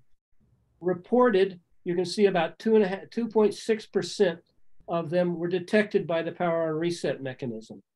The ACE had upset at a little bit lower rate, 0.37%. And finally, the power on resets were at 1%. So the percentage, we determined that the percentage of currents of the reported, the ACE and the power on resets was about 4% of all the cosmic rays and such going through that device. And so that's how we were able to figure out how much shielding and everything to put to reduce the upset rate to where it was acceptable. It takes you like Galileo, when it went through the heart of the radiation belts the first time, was only like about 45 minutes or something, flight time around the planet and back through by Io. And so you figure out how much time that is, you figure out what this upset rate would imply. And what we were worried about was that there would be a power on reset when we needed to fire the engines on Galileo to put it into orbit. After that, you didn't care. But that's what happened. Voyager, like I say, we had power on resets that caused problems. Okay. So now let me show you another. This is a real case. I provided a radiation model of the protons for the Cassini mission. Cassini memory, a solid state recorder, records how many arrows it gets. The big red dots are 1,000 to 2,000 upsets. Yellow is 100 to 90, and green is 10 to 100. The blue little lines that you see there are the actual orbit of Cassini. And this is the distance. And so what you see here is where I said there were lots of protons, that's where all the upsets are. And as you move further out, you get into the green zone and my green zone. And they ended up using my radiation model to predict when and how many upsets they were going to see in the solid state data recorder on Cassini. I think that's pretty good agreement. And I was amazed. They didn't tell me for a long time they were doing that, but I found out, they told me finally, and they sent me the data and I was able to publish a paper on it. But so that shows you how well it works. Now, let's look at what you have to do to shield. And I want to stress here that the shielding can get very complex. Up on the left, these are 5 basic configurations. A hollow sphere. This is what a spacecraft would look like, and you have a circuit board or circuit element somewhere inside the spacecraft. The next one would be a solid sphere. This is what we do. We actually will put shielding like tungsten or lead directly on a device. So we shield just that little device. That's what we call it would be like a solid sphere. That's spot shielding, it's called. So the next one is a single slab. That's where the particle comes in and you notice that it's a slab. Now the slab is infinite. So what happens here is as you go increasing angles, you get to infinite angle. You get to basically 0 degree angle. You've got infinite shielding because you're going right through the sideways through the shield. But here, the maximum flux is right as shown, but as you increase the angle, the shielding has a massive effect on the flux. So the sphere, solid sphere, the particle comes in and it goes directly towards the device or it misses it if it's a proton or a heavy ion. Unfortunately, with an electron, guess what happens? It hits that and it causes a cascade. And that cascade of particles then hits the middle one. Down here with the solid sphere, the cascade is right at the particle, so it can actually be worse. So you have to be very careful when you do spot shielding because of the electrons, not for the ions. The ions, it's fine. It does its job. So if you're trying to shield for electrons, you do something different. Now down here on the single slab, the ions just go through and they hit it or they miss it. But with the electrons, of course, they're shielded with angle. Come over here and you can see that this is for electrons primarily. As the particles come in, they hit a back slab, and those secondary electrons come off and hit your device or particles. And finally, if you have like a solar array, you got stuff coming from both sides, and they call that a double slab, and you get secondaries from everywhere and the primaries coming in. Now let's see what the difference is. You would expect for protons, not much happens with a sphere and a spherical shell. Double slabs and stuff like that are a little more effective because you get that minor angular effect. So slabs, it's pretty much, they're all the same. And for spherical shells, the spherical shells are a little bit worse because you've got stuff coming in all around you. Whereas with the slabs, you've got stuff coming in from the side. Now for electrons though, things are substantially different. The worst one is the solid sphere. There you got all the secondary electrons and stuff right on your device from the particle coming in anywhere in that spot shield. The spherical shell, on the other hand, if you expand the spherical shell, as it gets bigger and bigger, it begins to look like a slab, a double slab, if you include all the secondary particles. So double slab, back slab, and spherical shell tend to approach each other. The double slab down here that we do is that doesn't include secondary, so it's quote unquote on paper more effective. We usually double it so that it looks like the back slab and the double slab. But the bottom line is JPL will assume a spherical shell model, as we consider that very conservative. Spot shields, you have to use a spherical model. Some of the models, as we'll see in a second, assume only a double slab or a back slab model. So it depends on which shielding model you're using, what they assume, And there are big differences, as you can see here, factors of 2 or 3 to 4 or 5, depending on which model you assume. And again, for protons, it's no big deal. For electrons, it's a big deal because of all the secondaries produced. Now here shows you some of the effects of these types of calculations that I'm going to show you. This is the Magellan, which was at Venus and therefore wasn't shielded from the solar wind and solar proton events. In 1989, that massive storm caused the solar array current to drop dramatically on its solar rays. And the star scanner, for example, picked up all kinds of upsets on that date, in that 1989 storm. So you can see that there are major effects. Now, fortunately, from this satellite and for the geosynchronous orbit satellites at the Earth during the 1989 storm, within a year, the devices annealed to some degree. This, for example, here's the geosynchronous orbit for that event. And you can see the GOES 5, 6, and 7 went, each flare burst caused the power from the solar rays to go down. At some point, your solar array current drops below what it takes to keep your satellite going, and that's when you lose the satellite. Fortunately, again, about 2 years later, the GOES 5, 6, and 7 solar arrays and annealed. With time, if you heat the device, that ionization that's created in the solar arrays will tend to, or in a device, will tend to drift away, and they actually will self-anneal. That's why at Galileo, it would go in and get irradiated and have real problems with its dosage, come back out, and then after, it sits there for about 4 or 5 months at apogee, and then the thing would restore itself, and then we go back in again, and we were able to last a lot longer than we thought. On the right, by the way, in mils is the dose that was expected from the 1989 storm. Now, to give you just a reference point, a dose of 500 rads, and this is kilorads over here, is enough to kill you. And so be thankful that nobody was in that 89 storm. In fact, the 76 storm, which we talked about, occurred right between the Apollo missions. People were very fortunate that they were not out in the 76 storm.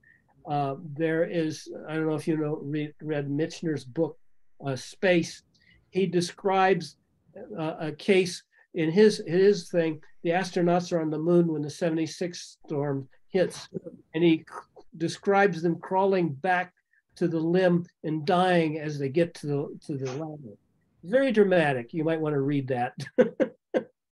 I have a quick question. On the Juno spacecraft, I know that that's in fairly high radiation environment around Jupiter on some of the low passes. Is there any special kind of shielding that they're using for the electronics on it? First of all, both for Galileo and to some extent for Cassini and primarily for Juno, we put all the very sensitive stuff inside a thick box of shielding.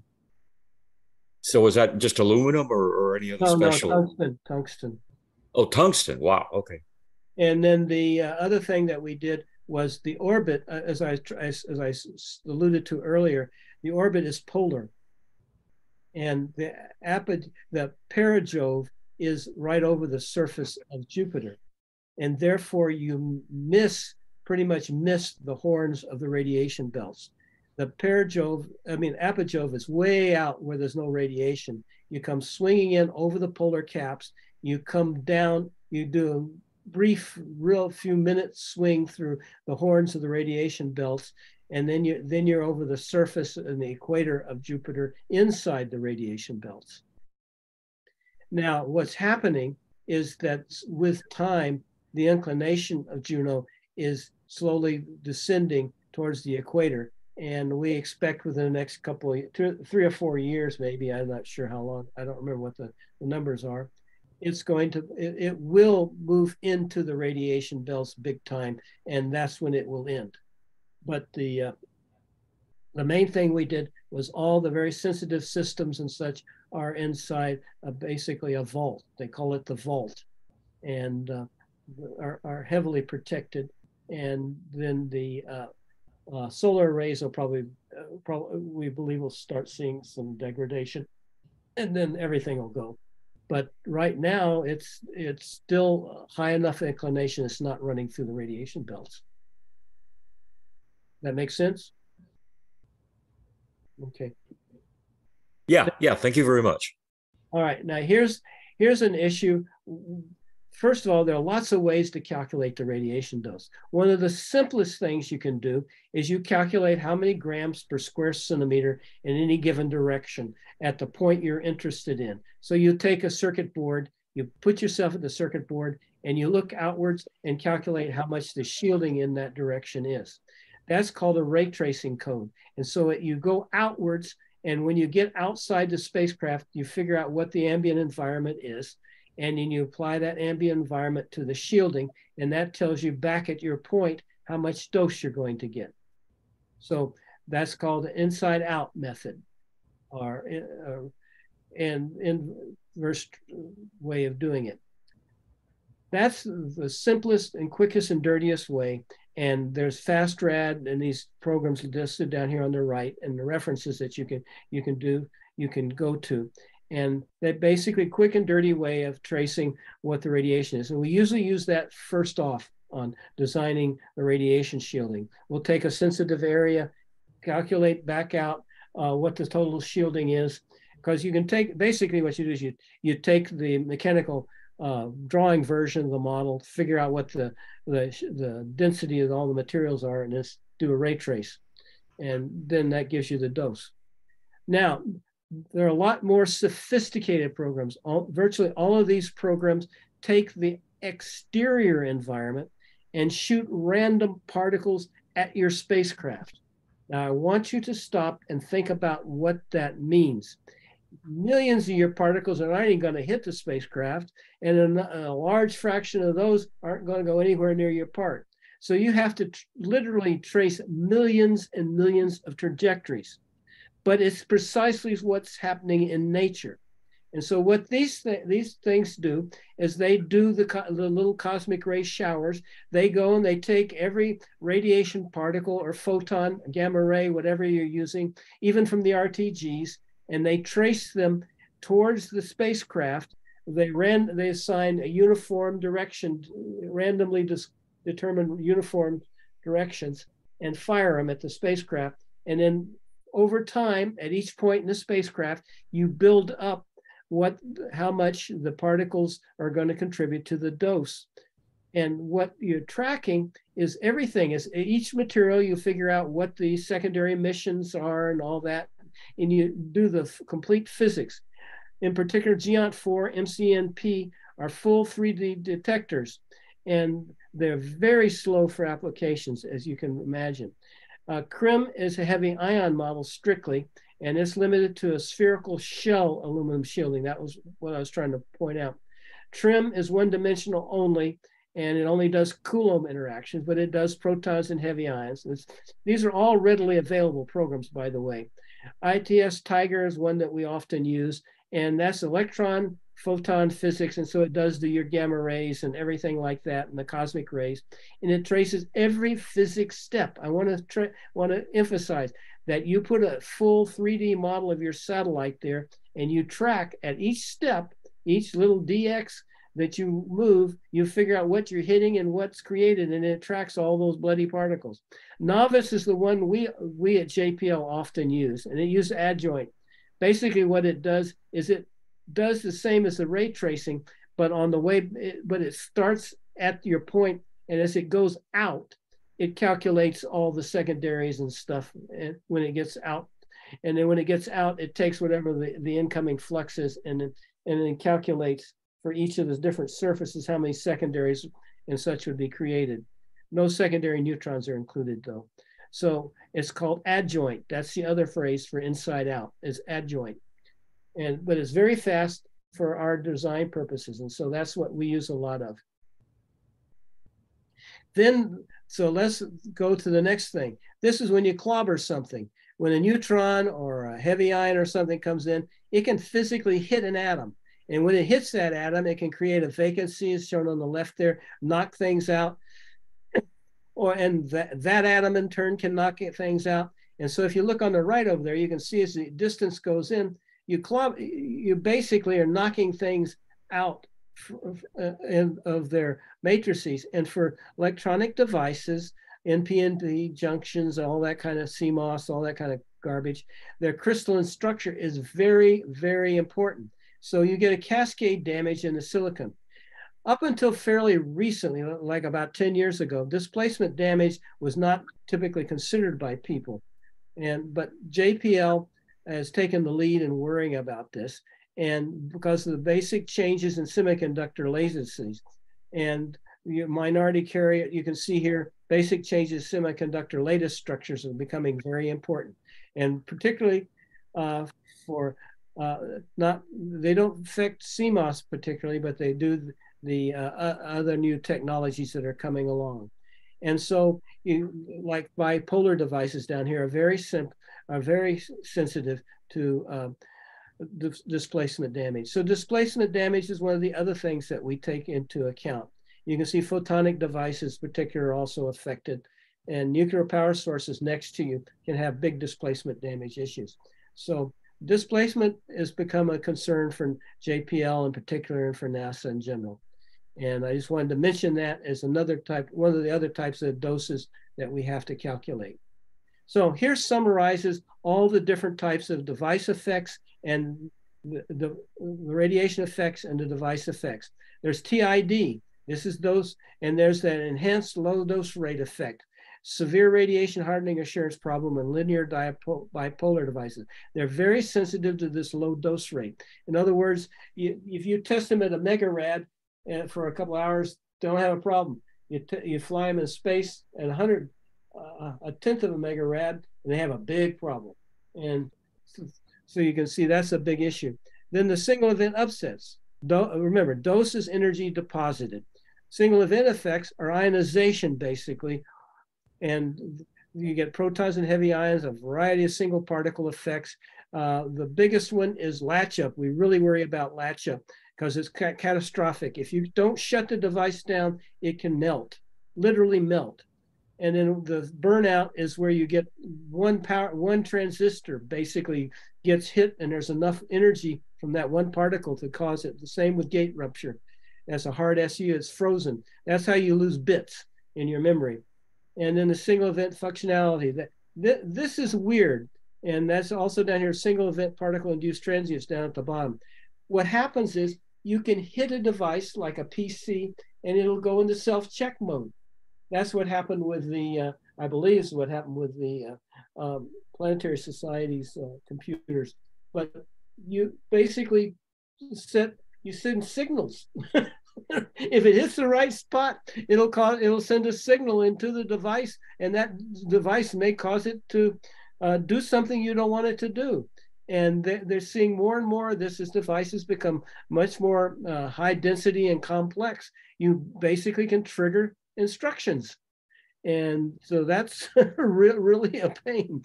You saw the displacement damage is basically billiard ball collisions. It knocks holes in things, literally. And it can transmute elements too, by the way. One of the big problems is over time, things like Voyager becomes radioactive, the glasses and stuff become radioactive from the cosmic rays. You actually transmute the elements with time. And we have to take that into account. And in fact, we do on Galileo, for example, we went through and figured out which ones would and which ones wouldn't, and changed out glasses and things like that. And finally, there's the microdose. That's the new thing where TID basically puts enough failure in a single little bit that it kills it. So these are some of the effects, and these are the types of radiation that cause them. And I think that summarizes that. Here's to begin to conclude. Here's some Teflon second surface mirror. You can from SCATHA that we flew. You can see with time this absorptance would change dramatically from radiation effects. You can see here on a, I think it was what was it? It was Intelsat 6. You can see the long-term radiation damage causing one of the blankets, the Kapton, I guess it was to Teflon, I guess it was to fail. And you can see how long-term EUV and uh, grads on the surface can cause the dimensions to change. You can see that down in the Tedlar on the lower left there. The tensile strength, transmission, reflectance. You can see this is white paint in the middle down there. At GEO, they did GEO exposure and the white paint turned brown. This is from Meshesnik at Aerospace, so all these samples. Now here's a plot I did on the left for Star Wars. What we were interested in was where we were going to put the Star Wars constellation. And if you plot all the latest little CubeSats and all that stuff, you can see for in terms of circular orbit that most of them were below about 1,200 kilometers. Why? Because that's below the radiation belts. And you can see on the right there the dose per day, and only a few satellites. They tried up there. You can see ICO, AMC. I think ICO wasn't launched, but I think the others were. They tried to slip them in a minimum in the radiation belts to get them up there. And then, of course, you have geosynchronous out there. So, and on the right there, you get an idea of what the dose looks like. Polar Earth orbit. Brimstalling, by the way, is all that secondary radiation that you get there. There's basically a maximum level against which you can shield, and all this after that, everything is secondaries, and it forms a floor beyond which you have to go to huge thicknesses to absorb it. And well, MEO is Middle Earth orbit. That's the worst environment. That's where the GPS and such is. And then GEO, of course, is geosynchronous orbit. You can see the dose, and that's versus thickness down here. We've done it in mils and grams per square centimeter for you. You can see the typical spacecraft plus boxes approaches 100 mils. That's why we use the 100 mils. And you can see that at polar Earth orbit, it's reduced, but you have to remember, every so often you're going to get these solar proton events that peaks in the solar cycle, and a really strong one like the 76 one can take your satellite out. So on the lower left there, these are the things you can do. You have to define the shield radiation environment. You have to evaluate all your parts, and typically we screen them. JPL has a huge parts database that you can ask them about, and they generally will provide you the data on what radiations they're sensitive to by heavy ion and all that, the single limit upset rates and that stuff. Then you do a worst case circuit analysis. It turns out that circuit analysis is very important because you can put bit flips, as I showed you for Galileo, in there. It has no effect because you're not reading those parts most of the time. Or you can the parts constantly being rewritten, so you don't worry about them. And finally, you need to you figure out what to shield to provide to fit the parts performance requirements that you have. And finally, there are radiation tolerant circuits. These are circuits that, as the parts get dose damage and as their characteristics change, all the parts change in such a way as to correct for the radiation damage. And such circuits do exist, and they're one of the ways that we want to handle things for the interstellar flights and things like that. Besides putting massive amounts of shielding or using vacuum tubes, or as you mentioned before, the magnetic memories. So this is finally just to give you a feel for a Mars mission. This is solar proton event fluences this is a typical mission to Mars and back for a man. And you land on Mars, stay there for a couple of months, and you come back to Earth. And it's about a 2-year mission. The thing I want to point out to you is that when you calculate out that mission for the solar proton event doses, you can see that if you want to keep the dose below 100 rads, you have to go out to well over an inch of shielding. Maybe you're talking about inches of shielding to protect the astronauts. Now, one of the things they propose doing is putting bags of changeable water bags where you move them around, and when there's a solar proton event, you push all the water out to the front to the sides. By the way, this stuff is basically 4-pi steradian radiation. But so you push it out, and then you move it back to where you need to use it. And anyway, you move the shielding around is the bottom line. And on the space station currently, they've actually developed little cloaks that the astronauts can wear to protect themselves from the radiation. And I have pictures of myself wearing it if anybody wants to see it. Okay, that's it for radiation. I'm going to go fairly fast through the spacecraft charging and hopefully leave you a little time for questions. This is the bottom line picture that gives it all away. This is a geosynchronous orbit satellite, and Midnight you can see is down at the bottom. And this is for a European satellite that was not protected from spacecraft charging. And what you're seeing is the number of upsets versus local time around the orbit. Look at this, you can see that most of the upsets occurred around 600 hours on here.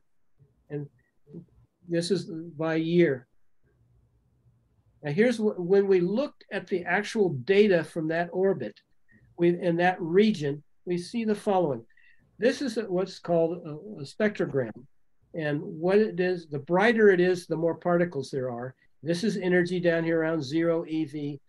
We do electrons and protons inversely because the cold electrons and protons do exactly the same thing. They basically move in the magnetic, as we'll see in a second, move in the same way. However, there was a geomagnetic activity here as shown by this. This is a Maxwell-Boltzmann distribution. These are photoelectrons down here. These are things coming off the surface. And all of a sudden, there was an event, a substorm event where particles were injected. This is the lowest energy ions. Notice that they're not at 0. The reason is because the spacecraft was charged negatively about 100 volts. And because it was charged 100 volts negative, it was sucking the ions in, the protons in at about 100 volts. And as you go along here, you can see that when the plasma ejection occurred, the spacecraft went to 1,000 volts negative and sucked the protons in. The high energy protons up here around 10,000, they don't see that voltage. But when you get over here, suddenly the spacecraft became negatively charged to 10,000 volts negative. At that point, the electrons were repelled. All the electrons were repelled. They just disappeared.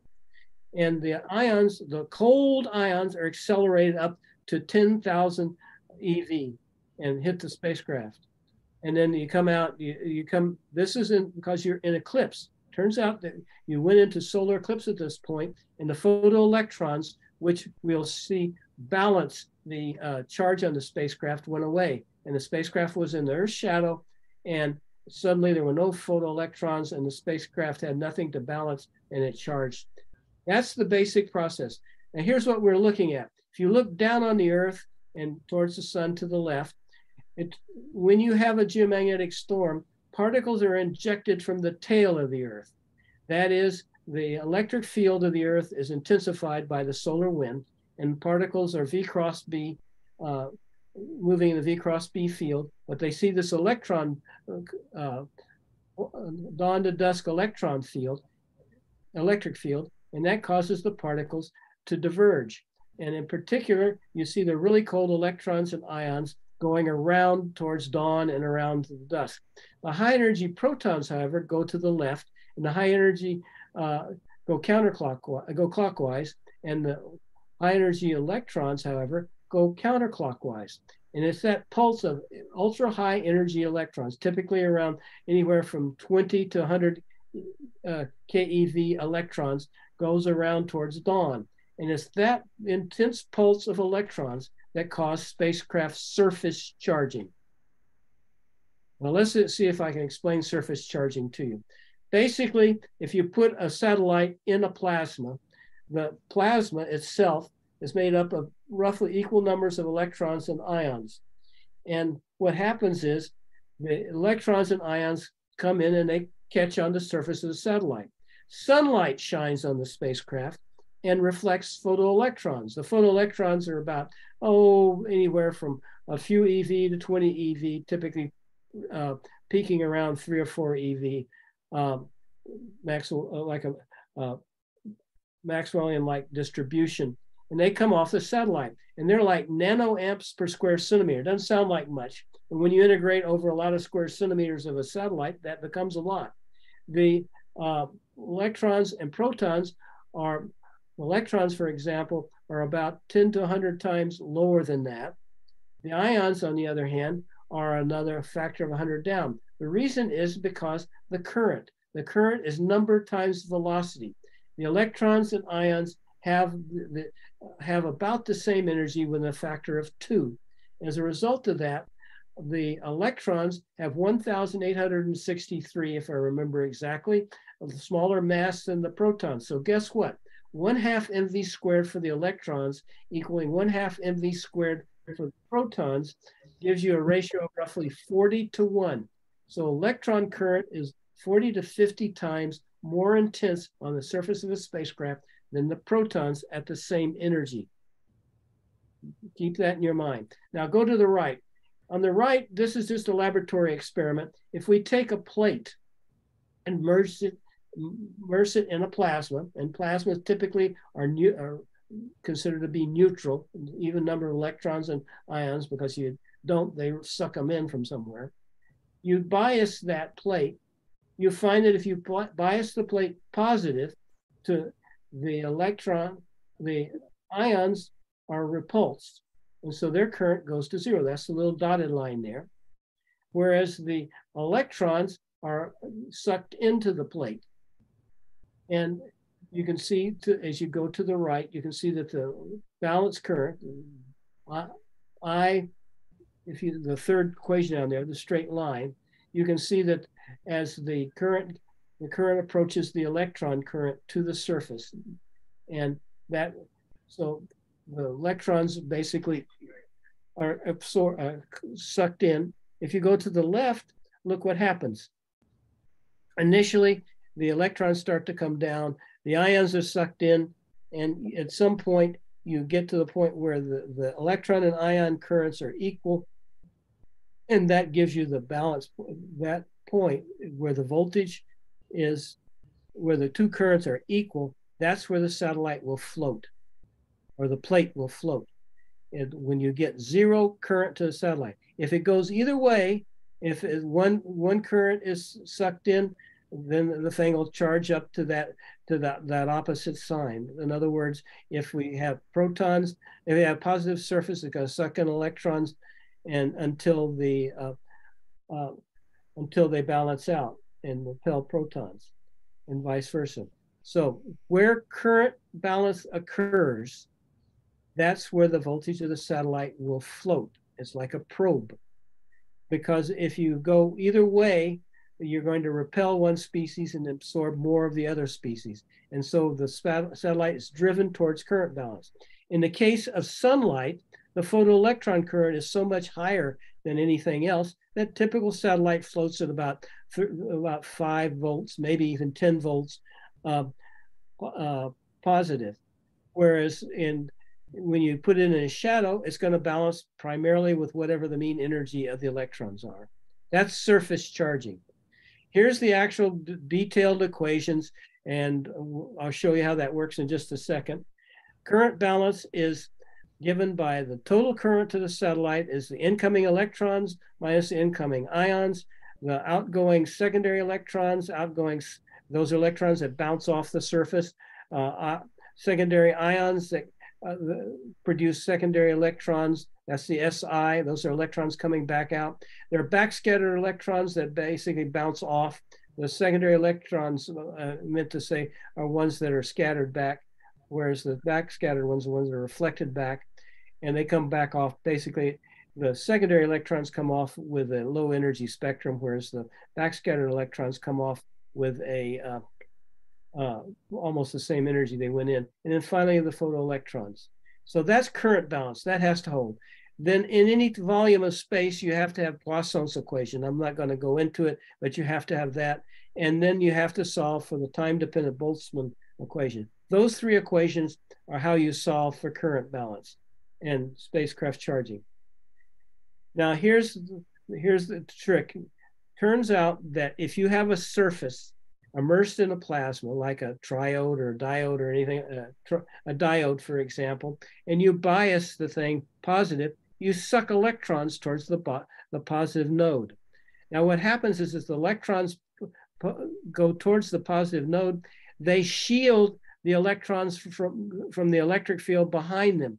In other words, the electrons to the right don't see as much of an electric field as the ones that go right up to the surface. The distance over which that falls off, 1 over E, is called the Debye length. In other words, it's the shielding distance. If you go 1 or 2 Debye lengths, you don't see the electric field on a surface in a plasma. It's shielded because the charged particles of one sign have been sucked in and they shield the other ones from it. But over that region, that Debye length, you can have charge imbalance. And that's where spacecraft charging comes from. I'm not going to go into the solution at this point. In the longer course, I usually do. But you can see down there, the potential falls off. The Q falls off as 1 over R minus R to the lambda D. And normally, a point charge would fall off as Q over R, but the E to the minus R over lambda D is the Debye length effect. So Debye length, when you have a dense plasma, becomes very important. Only within the Debye length can you have charging. Now, the other extreme is you don't have very many particles. That's what happens at geosynchronous orbit. Ionosphere, you have the Debye length issue. At geosynchronous orbit, you have the opposite. There's not enough protons and electrons to do much. They don't shield each other. So look at the left, you can see your satellite. There's a characteristic distance at which a particle will impact, that's attracted to the satellite will impact it. That's called the impact parameter. Basically, if you look at that lower curve down there, the RI, it's the distance at which a particle which doesn't see the electric field, as it falls into the electric field, will just touch the satellite. That's the tangent there where it's touching to the satellite. That distance is called the impact parameter. Anything inside that distance will, electron, if it's positively charged, or a proton if it's negatively charged, will strike the satellite. It'll be sucked into the satellite and contribute a current.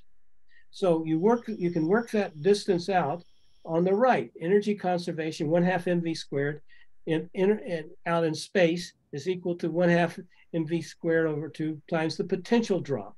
Likewise, the angular momentum, the RI, basically, MRI has to be MRS VR over there. And so you take those two equations, you can solve them, and you can figure out what the impact parameter is. The impact parameter is proportional to the radius of the satellite times the potential on the satellite over the kinetic energy, and square root of that. And that's derived from those other two equations. So the current density of the satellite is basically I over 4 pi RS squared. You have what you know what I is. It's it's basically J naught divided by the surface area at the satellite. And so then you multiply that by the focusing factor on the right. That's the 1,2 QVRS. And so you get what the current increase as a function of potential is to the satellite. This is called the thick sheath orbit limited current solution. And when I go to NASCAP, that's the assumption that they make, is that any point on the satellite is behaving this way, that it's absorbing particles from a specific impact parameter. Now, in reality, what we have to deal with is a thing called Louisville's theorem. That says that if I start with X particles on a trajectory here, the same number of particles will be created over here, but they will be modified by their energy. In other words, I have to figure out what V prime. V is the velocity of the particles at infinity. And the V prime is the velocity of the particles at some point along a trajectory. So by energy conservation, 1/2 mv squared for spacecraft charging has to be equal to 1/2 just what we just showed you before. That's energy conservation. So the distribution function, this is a Maxwellian distribution function that I introduced at the beginning, implies that when you plug the above equation in, that you end up with the distribution function at the surface of the satellite is equal to the distribution function in space modified by this QV over KT. Is basically, if you go back to that Maxwellian equation and you plug that energy conservation equation in, that's what you get for the Maxwell-Boltzmann distribution, where positive is for electrons, negative is for ions. Now, if you go down to the bottom down here, you integrating the phase space density to get the current density. Remember, I showed you how to get the current density. You find the following. You find that the electron current at the spacecraft is equal to the electron current in ambient space, either QV over KT, that would be for the attracted, and 1 plus QV over KT for the repelled. I'm sorry, it's the other way around. And upper value is the repelled species, the bottom line is the attracted species. Vice versa for the ions.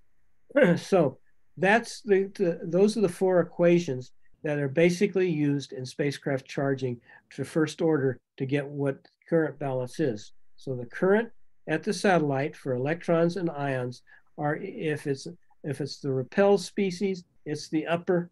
If the attracted species, it's the bottom.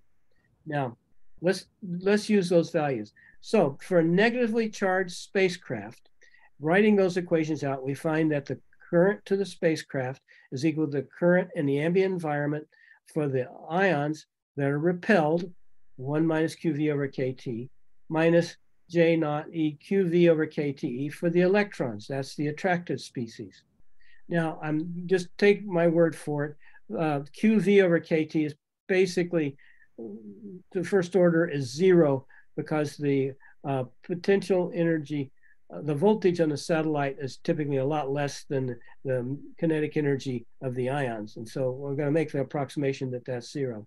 So for current balance, to find out what the spacecraft's going to charge to, we need the voltage. We need, for a given voltage, we need the current to go to 0, the total current. So this implies if you solve the upper equation for V, where the current JT goes to 0, if you put 0 on that side, you come out with this following equation. What that says is that the voltage on the satellite is roughly proportional to the kinetic energy of the electrons times the log of the current of the ratio of the electron to ion current in the ambient medium. Now, I'm going to show you the data that supports that. I'm going to tell you that the JE over JI in the ambient medium is often the dominant term, but I'm going to show you what it looks like. This is just for to show that the temperature works. This is a satellite potential in eclipse as observed. That's the observed potential. And this is the observed temperature of the ambient electrons. This is Maxwell-Boltzmann fits to those for the T average and T RMS values that I used for the ATS-5 and ATS-6 satellites. As you can see, there's a pronounced agreement with temperature versus potential. Now, the fact that it doesn't go through 0 is because you have all these secondary particles and things like that. And I'll include those in the next couple of slides, and you'll see that indeed, I'm not going to show you, but tell you that it does go through 0 when you do that. So you come over here. What I did was I looked at number of eclipse passages. That is, you remember that original plot I showed you, that spectrogram. You remember that all of a sudden the potential changed as the spacecraft went into darkness. As it goes into darkness, that's what's plotted along the time bond in minutes. That's the current that was observed. That's the potential that was observed as they went into eclipse and then came out of eclipse for the different satellites for different eclipse passages. The dots, open dots, are the observed The black dots are my predicted using all the different terms and all the different features.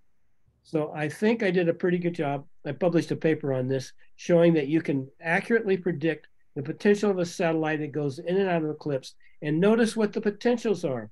They're up to as much as 10,000 voltage. That's on a surface on that spacecraft can charge to 10,000 volts. Now, when we get to SCATHA, I'm going to show you what it looks like with different surfaces on the spacecraft charged to 10,000 volts relative to each other. Guess what? They arc and they blow out the satellite. They kill the satellite. Now, one last point. This is again shows you a major geomagnetic storm on the top and the electrons. Notice this cutout down here. That's because the instrument measuring the electrons and protons was in a cavity. And what happened was the surface of the cavity became charged. It wasn't conductive. And as a result of that, as the charge built up, the electrons were cut out. That's the bottom, that cutout. And then the protons alternately focused, or as the spacecraft spun, would be focused or unfocused, and you can see the banding in them. And that's exactly described by assuming that charge built up on the side of the little sensor and caused the different particles to get in. Of course, the higher energies weren't affected.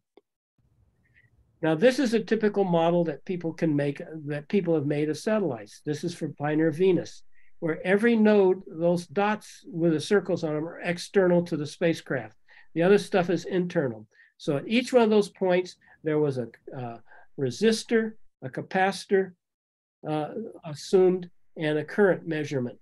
And that's each one of those letters stands for a current measurement.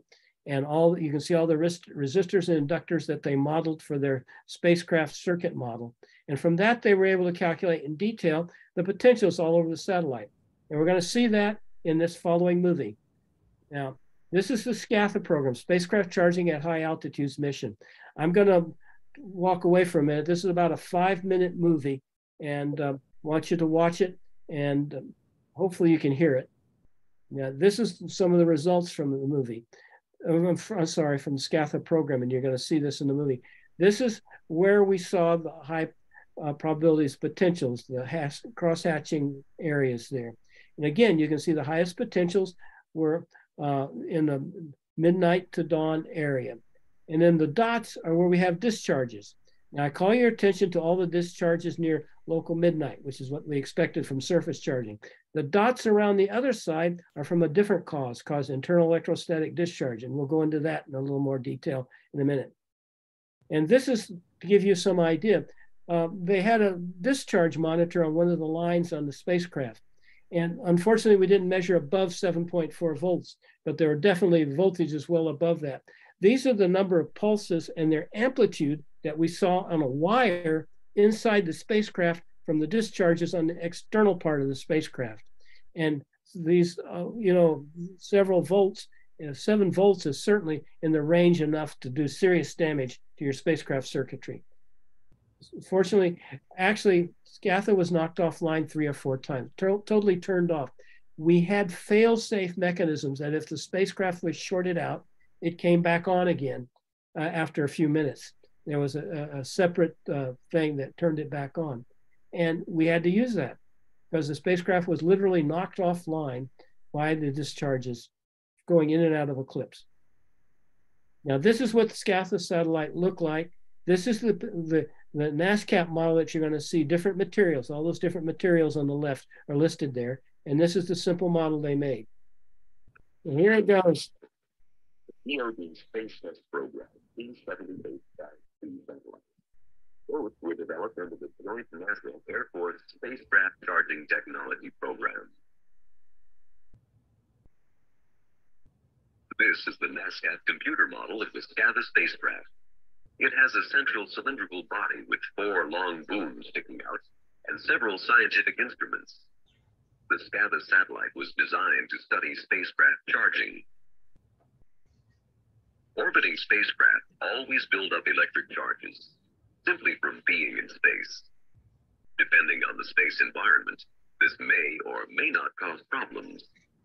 If the charging gets severe enough to cause spontaneous electric discharge, satellite operations can be interrupted.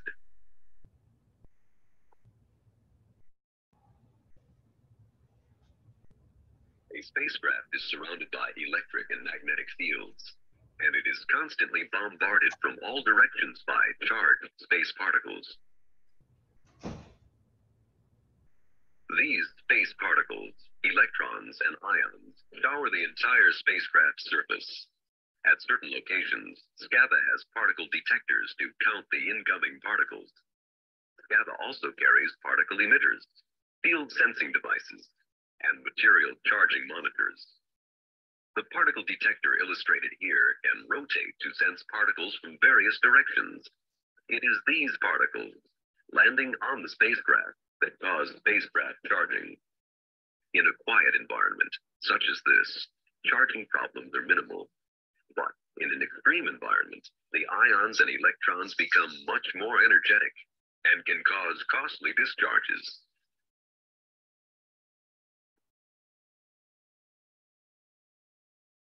To illustrate electric potential, we pass an imaginary plane through the spacecraft and draw contour lines around it. Each line marks an area of equal electric potential in space. These potentials are shown in volts. The line farthest out shows a potential of -2 volts. The one right next to the spacecraft is at -7 volts. Where the lines are close together is where the electric fields are the greatest. The peak value is the largest potential. This is at the satellite surface. Step shows the potential difference between adjacent contour lines. We move the imaginary plane up and down to show you the potentials all around the spacecraft. The sophisticated SCAVA experiments are constantly monitoring the electric potentials, both on the spacecraft and in the surrounding space.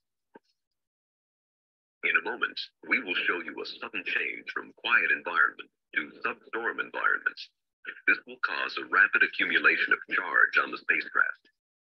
As the charge increases, the contour lines will appear to multiply and explode outwards. The peak and step values will quickly increase by 3 orders of magnitude. Here it comes.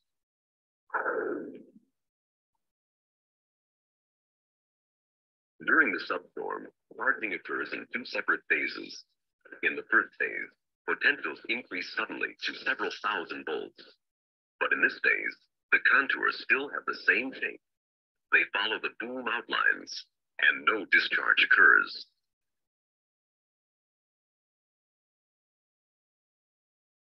The second phase lasts longer and results in discharge. Let's go in for a closer look.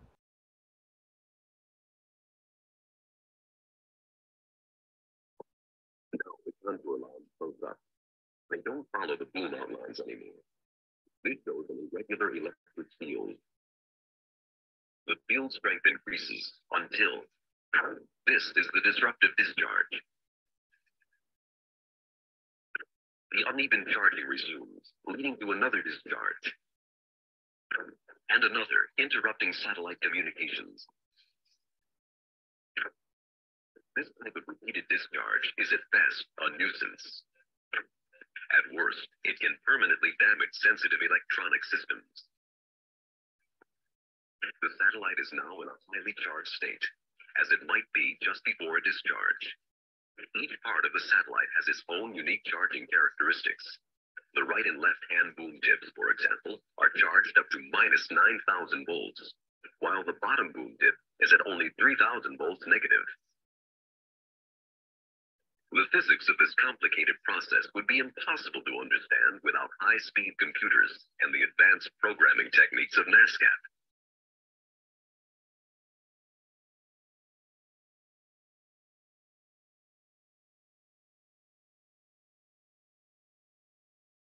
Research scientists have developed several techniques to control spacecraft charging, such as the onboard electron gun.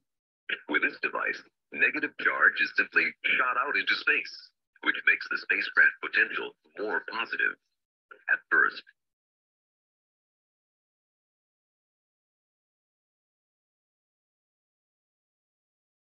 the beam widens and more electrons are pulled back until a steady state is reached and a fixed percentage of electrons escape. The returning electrons form a cloud around the spacecraft, once again changing the spacecraft environments.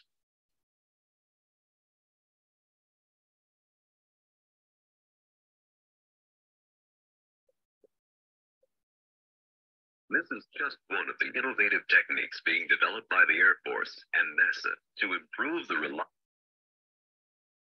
Now, hopefully you got that message that spacecraft surface charging is significant. Here's from SCATHA. They had little isolated surfaces on SCATHA. One was Kapton. And as the satellite rotated about a minute RPM, you can see the potential and the potential versus the spacecraft overall potential versus the surface potential of that sample oscillated by 1.5 kilovolts. And the NASCAP predictions do very well. The only thing I want to warn you about on this is materials in space rapidly age, and you need the instantaneous properties of the materials to do a really good job of calculating surface charging. And so that's one problem that we have with these models. This shows you the Galileo spacecraft. We used NASCAP to design where the instrument placements were, for example. If you look along that boom, you can see that the potential contours run along the boom. Now, what they were originally going to do is they were going to put the instruments, the particle detectors, looking out along the boom. And what we told them to do was they needed to look perpendicular to the boom, even though the gradient was higher that way. The bottom line is you know what the gradient is, whereas along the boom, you don't know where the particles are coming from. So we were able to make a significant change in the orientation of the plasma detectors on Galileo just by doing that. You can see the other high level areas where the contours are very high, where we expected high levels of charging, and we took that into account in the design. This is what it looks like when you have an arc discharge on the surface of a spacecraft. There's the arc discharge on Mylar, and then you can see it being blown up to where it's 10 microns across on the right. And you can see it does significant surface change. This is the peak current, for example, from some tests that we ran with a specimen area. Depending on the larger the area, the bigger the current peak, as you can imagine. It's like a funnel. The bigger the area, the more current comes in from the farther out. And it funnels down to the middle of the funnel. So it's like rain. If you have a funnel, the bigger the funnel, the more the charge comes in.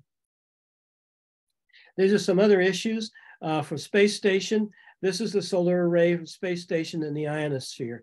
You can see that the contours created are not very high.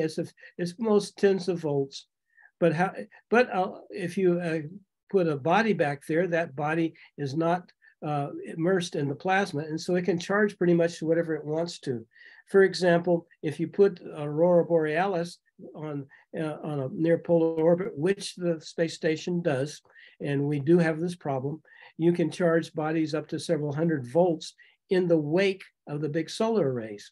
And then if you bias it, for example, doing an experiment or something, there's no control from the ambient environment of that except from the aurora, and you can get very high potentials. Astronauts, for example, can be charged up, and we use a plasma device to flood that region in there with low energy plasma to keep the astronauts from charging up. And so that's one thing that we managed to do on the space station. Even so, it does have weird effects. Here's an actual example of going through the aurora on the DMSP satellite at 800 kilometers. You can see on the left, the current as a function of time is measured by the satellite. And in the bottom line, you can see the charge on the satellite as it went through. The yellow on the right is the picture that the satellite took showing that it is passing through the auroral arc.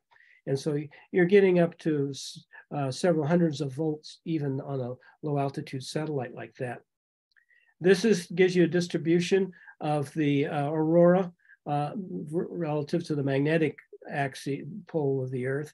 You can see near midnight is where the maximum auroral occurrences are.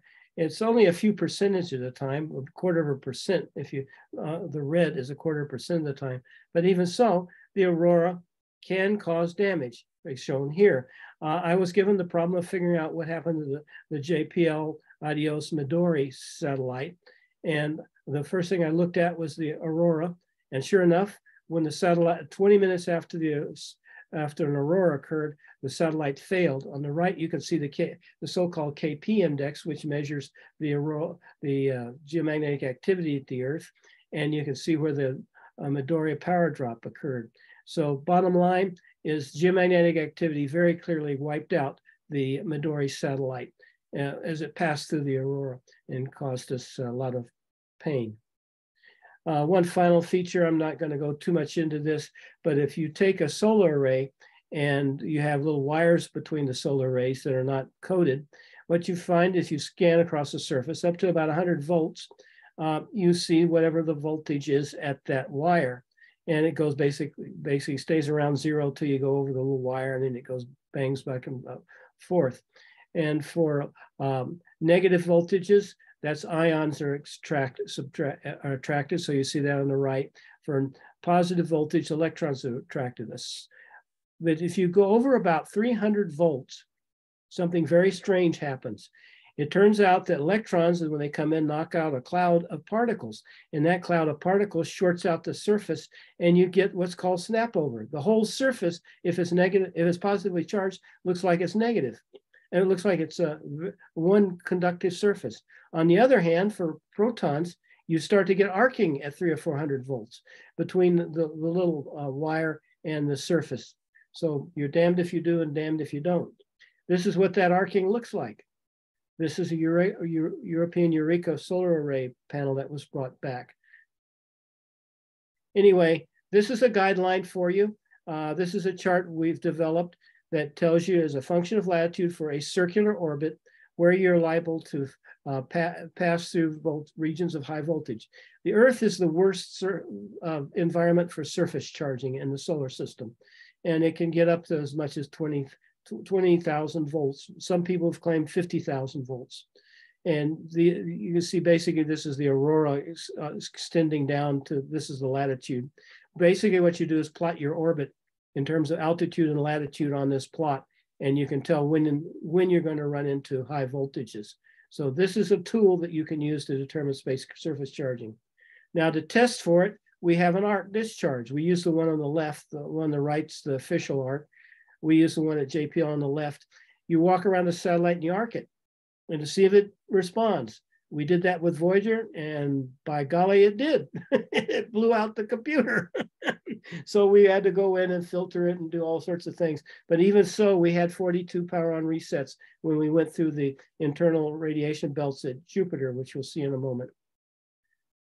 So IESD, this is the final thing we're going to do, and I'll try to get this done. And well, it looks like I'm not going to make 4 o'clock, sorry.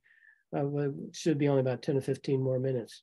If you look at the number of anomalies on satellites that's recorded by Aerospace Corporation, you'll see that the vast majority of those are caused by a process called internal electrostatic discharge, IESD, up on the left over here. Now, I'm going to show you a film of this in just a moment, but what I want to call your attention to is in the chart on the left, which you've seen before, if you put 100 mils of shielding, you can see that electrons of about 1 MeV will penetrate to that depth, whereas it's only about whereas it takes about 100, let's see, what is it, 30 to 40 MeV of protons. And the flux at 30 to 40 MeV protons is much, much lower than electrons in any case. And so you find happens is, as we discussed before, the electrons build up charge in the interior of the body. I'll show you the sample after the movie's over. On the left, I'm going to show you how you create it. It's called a Lichtenberg pattern. These were discovered in the 1700s. And down on the bottom, you can see for the Star Trekker upsets for an aerospace mission, that whenever the electron rate went over a certain the 3 MeV electron peaked, there was a discharge on the spacecraft, the upsets. Those are those little arrows. So what we're going to look at is why do you get that Lichtenberg pattern and what it is. This is what a Lichtenberg pattern is. If you take a slab and you expose it to electrons coming into the screen, it's going to build up a layer of charge in there. And when you hit it, this is what's going to happen. Whoops, didn't click the right spot. Right. That's a Lichtenberg pattern. I'll watch it. It's discharging.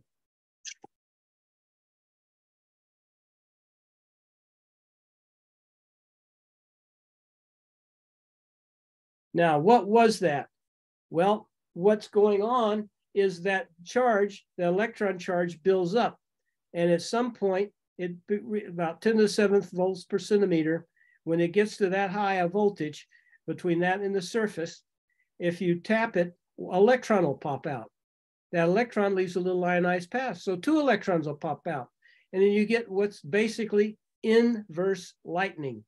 You get that pattern up in the right there. So you can see where a discharge starts to occur at the bottom, and then all the charge is drained out. And like instead of going from bottom up to top, it comes from the top all the way down to the bottom. And think of it as inverse lightning. All the charge comes out along these pathways and discharges the volume. So this is what we do to predict that. On the left is the electron radiation belts at the Earth.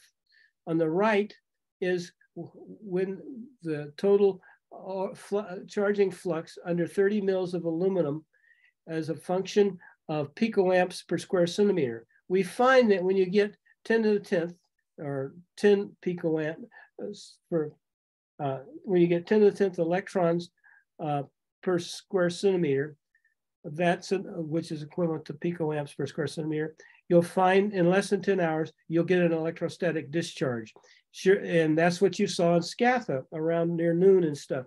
This is the result of the buildup of charge as a function of the radiation belts. Along the bottom is the circular orbit altitude, and along the left is the inclination of the satellite. So you plot your inclination and your altitude on here, and you'll find out how many picoamps you're going to get, and from that you can calculate what the likelihood of a discharge is. You get more than 10 to the 10th electrons per square centimeter, you're dead, and it'll discharge. Now, this is Galileo Internal Electrostatic Discharge Program. Up on the right, you see the comparison of the spectra of Jupiter versus Earth. It turns out that at Earth, the electrons don't peak as well as Jupiter. At Jupiter, this electron spectrum is much stronger than the proton spectrum. And so we get the Earth's electron spectrum is much harder. Therefore, as we approach Jupiter, we're much more likely to get IESD than we are at Earth. And so that was a major concern for Galileo, given that we had 42 of these upsets on Voyager and almost lost the mission. So just keep that in mind. The bottom are some of the test arcs that we used to test the satellite. So to finish up, for spacecraft charging, you want to ground all conductive spacecraft elements, particularly on the external part, and also in the internal that you can. You want to use as much conductive surface material as possible. They even coat solar arrays with indium tin oxide, which is a conductor. You shield all circuits that you can with a Faraday cage. You basically put a wire mesh around it. Filter circuits near ESD sources where you might get IESD or surface charging. Develop and document all procedures. Now, the leading documents on this are mine and Whittlesey's book, Guide to Mitigating Spacecraft Charging Effects. That's available online or available through Amazon. And our latest handbook that they updated the one that Whittlesey and I originally wrote, this version B, is now available at this place down here. It goes into great detail on both of these concepts. These are some of the materials you want to use and don't want to use. On the left are the materials you don't want to use. Fiberglass is terrible. Paints, most white paints are terrible. Mylar, uncoated, is too high. Teflon, too high. Kapton, anyway, you get the idea. Any kind of non-conductive material, including white paints. Black paints are pretty good because you can put carbon in them, and that's conductive. And so you use carbon black, you use yellow, some of the yellow paints are good. Indium tin oxide, as I mentioned, zinc orthenate paint, and iodine. That's it. And I'm going to go real quick through my conclusions. Why do we care? Obviously, environmental effects are really dangerous to your expensive satellites, and many of the effects are still unknown. What do? You design to try to avoid them by using my integrated approach that I mentioned. You build and require adequate testing. We recommend engineering test models, though most people can't afford that. Flight. During flight, you evaluate the effectiveness of your mitigation methods, and you use those results to update everybody's understanding of those effects. Most people won't tell you why their satellite failed, and that's terrible. Then finally, design procedures. Identify the requirements based on the trajectory and requirements. Rate the environments versus the interactions. Identify the design trade-offs and for the most critical environmental concerns. Establish weight, cost, complexity criteria. Optimize the combination design choices. Finally, evaluate the resulting designs. Finally, I recommend flying garlic cloves on your satellite. Okay, that's pretty much it. Here's some for you. Here's some basic books. Most of this, unfortunately, changes in real time, so you'll have to redo it. And that's it. I'm going to stop sharing. And I want to show you this. I don't know if you can see this, but this is a facsimile of a cable.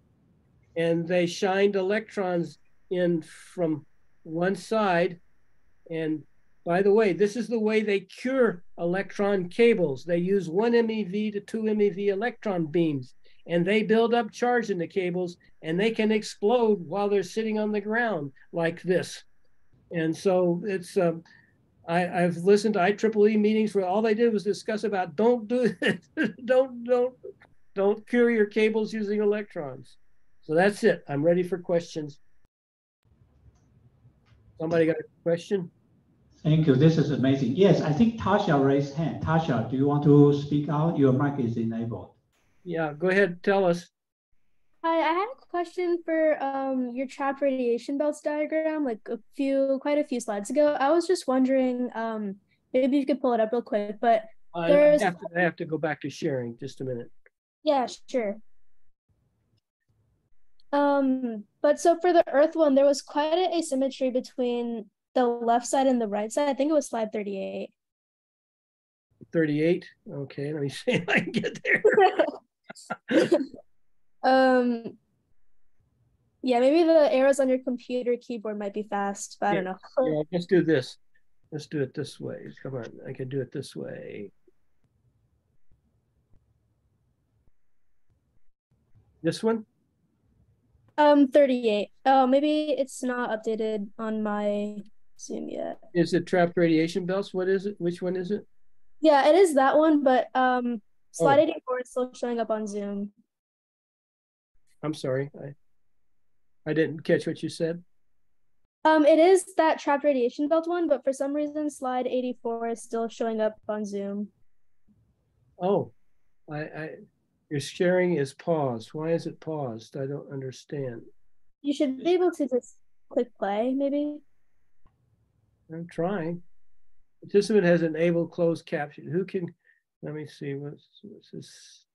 Let me try stop share again. Let me try sharing again. Okay. That it? Yeah, that one right there. So I was wondering, is it because of the solar wind that in this picture would come from left to right that makes the left? No. What the left side is the protons, the right side is the electrons at those energies. And they're symmetric all the way around. They would be donut shaped. Oh, okay. So how come Jupiter doesn't really, so for Jupiter it's the same for protons and electrons? They're not. Look carefully, they're not, and they're different energies. One is 10 MeV and one is 1 MeV. Oh, I see. So okay, so like it's symmetrical, just it's different for protons and electrons. Yep. And you have to, I'm sorry, you have to rotate those around. They're donut shaped. Yeah. Oh, okay, that makes sense. Thank you. So how did you develop these? Like what data did you use? Was it from Oh, different like the people that did the Earth's model, I gathered all the data I could from all the different satellites that's flown by. Unfortunately for Uranus and Neptune and Saturn, at the time, only Voyagers flew, well, Voyager and Pioneer flew by Saturn, so I had several satellites there. Uranus and Neptune, I only have Voyager 2 flew by. And so what you do is you take and you calculate where they are in B and L coordinates. In other words, you want to know how far they are. You assume a model for the magnetic field, which you get from the magnetometers. All of these have had their magnetic fields measured to some degree. So you can calculate the dipolar field shape. And then what you do is since both Uranus and Neptune magnetic fields are extremely canted relative to the spin axis, you have to put the data into what's called B and L coordinates. B is the magnetic field strength at the point, and L is the field line that it's on. And so you accumulate all the data that you have, spectra at that point, and you average them together. And then you do that for all the B and L coordinates that you can. And then you move, if you have the pitch angle distribution, which I did, you can move those back down to the equator and assume that the distribution along the magnetic equator as a function of L and B. And then after you average all the data together, you then have along the magnetic field line, since you know the pitch angle distribution, you know the distribution of the fluxes along the field line. I didn't go into that, but knowing the pitch angle allows you to determine what the fluxes would look like at the equator. Oh, okay. So for planets like Mars, Venus, Mercury, these wouldn't exist because there's no magnetic field there? That's correct. Mars, though, that they found that there's sporadic magnetic components in the surface, and they've seen sporadic aurora over them. Oh, interesting. Thank you so much. Same for the moon, by the way. Okay, any more questions? I think I haven't worn everybody out yet. I have a quick question. So for interplanetary spacecraft, the spacecraft charging is not as much of a problem as in the Earth orbit or planetary orbits like Jupiter? Well, not the surface charging. I've done spacecraft charging calculations and designs. I actually did on Cassini. They allowed me to go around the spacecraft and have them put conductive blankets wherever I thought there would be charging. Basically at the Earth, you can get up to 20 more kilovolts, and that's between light and dark. On Jupiter, you can get several thousand volts because of the aurora. They have very intense aurora on Jupiter, and every once in a while you'll run through an aurora out at Europa or in towards Io. And there also is something called a V cross B effect. Each of the moons, because it's moving through the magnetic field, creates an electric field that causes an aurora associated with that moon. All four of the big moons have auroral spots on the surface you can actually identify on both hemispheres. And those cause a beam. And so Jupiter is second, and Saturn, I got up to like 400 or 500 volts for some strange cases that I did. Though it turns out that the ring is where you would expect a lot of the charging in the ring. Saturn's rings wipe it out to a certain extent. Same thing at Jupiter, by the way. They wipe out the radiation belts. There are rings at all the planets, Neptune, Uranus, Saturn, and Jupiter, and they tend to put gaps in the rings, in the radiation belts. But during transit, the charging is not as much of a problem, correct? No. Like I said, in the solar wind, the most I've ever seen people report is like 40 volts positive. And the problem that you have in the solar wind is that there can be a dense plasma, and you have a magnetic field, and so you can get electric fields for very large body. We've had to do spacecraft plasma models for all the big solar sails, because you're talking about kilometers sized bodies, and they create plasma gaps behind those things. And if you have any kind of biasing, like they're talking about using big solar arrays, and the solar arrays can get up to kilovolts. And there's enough plasma in the solar wind that it can interact with the solar wind, the high voltages, and you can get arcing, as I was trying to show you with the snap over phenomenon and stuff. You have to. And with, for example, in the transmitters for some of the spacecraft, the klystrons, which rely on an electron beam that's magnetically focused and accelerated and so forth. Yep. Does that electrostatic charging on the spacecraft have any impact on those devices, or will a Faraday cage pretty much block that? Worse than that, they cause what's called multipacting. It turns out that if you get a plasma from the ambient environment inside it, and traveling wave tubes in particular, tweeters, what will happen is that if it's oscillating at the right frequency, the electrons, for example, will hit one wall, and then they'll be accelerated towards the other wall, and they'll knock off more electrons, and you get a cascade, and you get many dB loss. SCATHA, for example, when it was first launched, the Twitter cut out because of this plasma interaction. We had discussed it. That's what was bad. We had taken it into account, but then nobody actually corrected it. And it turns out that will burn the walls. And once it burns the walls, it goes out of resonance. Oh, that's bad. Yes, but it works. It worked on SCATHA. It burned the wall, and it came back to its full magnificence. All these things interact. And like I said, as we're going to higher and higher voltage satellites, for example, they want to fly 20 kilovolt plus satellites around the Earth to beam power back to the Earth at geosynchronous orbit. And those are going to react mightily. In fact, it turns out that the amount of ion propulsion, argon is about the only thing you can use on that scale that we have enough of to propel them out there. And the argon will replace the oxygen it will replace the oxygen plasma and stuff in the magnetosphere, and substantially change the shape of our magnetosphere just from using the ion engines. So will, for example, with the magnetrons, I believe those have been proposed for the power satellites. Will those be impacted in the same way? Well, it depends on whether they're exposed to the environment or not. That's the issue. Because if you can get plasma in there, and there are lots of ways to get plasma into things, and you're going to have problems. As it boils down to that. If you put a Faraday cage around it or something, then you're probably okay. But radiation is a different issue. Obviously, it'll penetrate. Our biggest problem at low Earth orbit, I'll talk in another talk, is atomic oxygen. It eats everything away. They brought back surfaces from the LDEF after 5 years, and there was no plastic on the front of the satellite. It was all eroded away. Yeah, it's pretty corrosive. Well, thank you very much. Okay. Any folks online, if you want to ask questions, speak out, quick raise hand.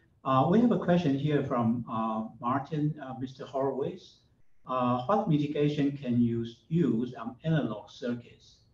I'm sorry, say that again. What mitigations can you use on analog circuits? Oh, analog circuits. All right, well, I guess the problem with an analog circuit is they're fairly hard. And from the standpoint of it's basically, I would assume it's typically like resistances, potentiometers, things like that. The analog circuits that I'm thinking of, and vacuum tubes, things of that nature, they're pretty hard. I mean, that's the way we used to go. And nowadays, it's the digital circuits that have most of the problems because of the silicon and because of the way the devices work.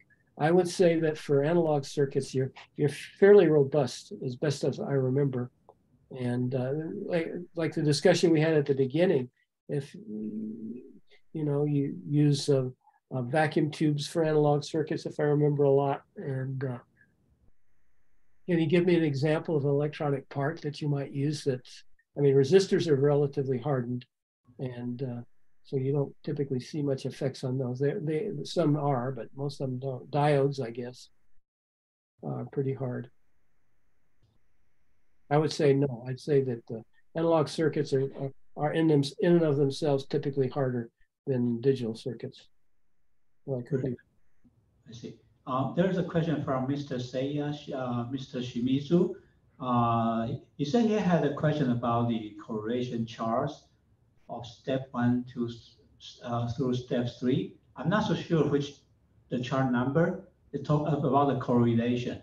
All right, let's go back. These, I guess it's one of these. Well, I don't know if he's online. Let's see. Yeah, he said yes. Okay, what's the question then? What I did here was, in my opinion, and this assessment is very dependent on the spacecraft design. For example, take the neutral atmosphere. Neutral atmosphere through drag and through causes torques, and it will cause atmospheric glow, and it can cause surface damage by eroding the surfaces. Take magnetic electric fields, V cross B effects. If you have a large space tether or even a large solar array, which we saw on Juno. Juno's solar arrays, for example, the magnetic field at Jupiter is so intense that as it rotates, you get a fairly robust electric field produced, like this, if I remember, like upwards of 600 volts as it rotates. I don't remember the exact number right off the top of my head. I have the numbers. I did a study of it, but the turns out that the V cross B, the velocity of the satellite relative to the magnetic field, and as it's spinning, induces large electric fields stuff. That's why I put a big X there. And similarly, magnetic and electric fields cause torques on satellites. You come down to the aurora plasma, it's primarily responsible for surface charging, and internal charging is mainly due to trapped radiation. And whereas line ionizing doses, again, trapped radiation and solar proton events. Galactic cosmic rays don't really cause much dose, whereas single event upsets are very much associated with the proton belts, GCR, and solar proton events. Does that help? That's what I was trying to say. And you do this for each mission. And one of my slides was bad, I noticed, but what I was trying to do was show you how you take those. So that's the correlation there. Now here on step 2, what I was looking at is clearly you can use shielding to affect dosage. You can position things inside or outside the satellite to shield them. You can do circuit design changes. You can change them, pick parts that have a large margin or are hard, or you can change the trajectory. So like with Juno, you don't go through the radiation belts, or go over to surface damage. You can help that by positioning things so they're not in the front with ram direction for atomic oxygen erosion. Or you can use them for material. You can change the material properties so you only put metals in the front of the spacecraft. And finally, you can change the trajectory so you don't go through the oxygen region. Does that make sense? That's how I did my correlations. Yeah, he said it makes sense. But he also asked, is there any paper or book he can refer to about these tables? I'm trying to remember. I'm trying to remember where I published them. I think the tables themselves were they were used in specific mission design studies. I don't think I ever published a report per se on them, except, trying to think, is it in my book? No, I don't think I put them in the book. So I think what you're getting here is basically, they're just tools that I designed and I use them. I specifically used them on given missions. I like for Solar Probe, I did well, you saw them. I was trying to, for some reason, this is the wrong one. I reduplicated. There's a different plot for that. But anyway, here you can see what I did. I used Europa and Pluto and Solar Probe, and just tried to guess. It's just a tool. It's not meant to be meant to be a report type thing.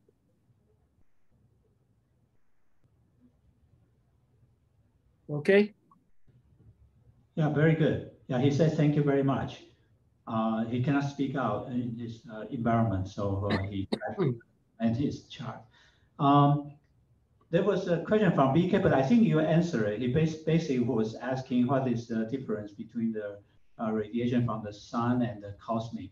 I think you mentioned it. Yeah, what I was trying to show is that typically there's different compositions, and what I didn't show and I should have is in my more extended talks.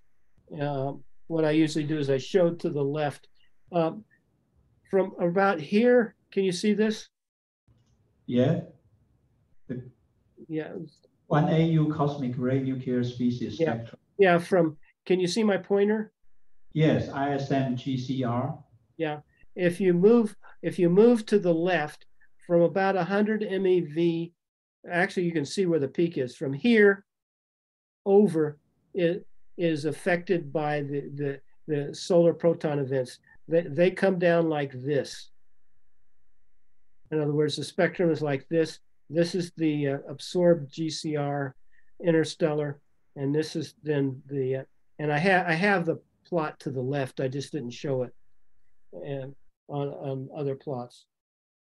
And what I was trying to show was, let me see. I was trying to show here is these are actual spectra for 10 MeV, and then you come here, and let's see, where is it? Anyway, that's what I do have the solar proton of it. I didn't include a picture. I'm sorry. I do have plots of the. Ask them if they're interested to have them email me, and I can send them my papers on the solar GCR versus the interplanetary GCR, interstellar. Basically, the particles from galactic origin will be much different from what's coming from the sun. Well, it's the energy. It's the energy range. The solar proton events typically are not anywhere near the energy of the galactic GCR. Okay, I think that they don't penetrate the heliopause. That was the problem. Okay, there might be. I think there's one or two more, but there's a question I need to relay. It is actually from our technical chair, Mr. Gary Moore. He's a retiree from. He was involved in Apollo, Viking, and the Voyager. He asked me to kind of mention it, but I think you cover everything. But I just try to mention. He said he worked on missions that has severe launch environment deep into the Earth's atmosphere. Also designed for high EM environments. Had either full sun or shade. Landed on Venus or Mars. Orbited Saturn, as well as Voyager that is now interstellar spaces. And he basically was asked me to see if you can address, the design environment, how to evaluate and qualify the spacecraft. I think you kind of mentioned those code and testing, so you kind of explained it. So I kind of want to add kind of this is that for those kind of testing environment as you described, how much percentage in the spacecraft design that they typically in the mission that people put into. For example, if now some company were designing a satellite or JPL, you also mentioned Europa. So say it is Europa, the Clipper is the APL project.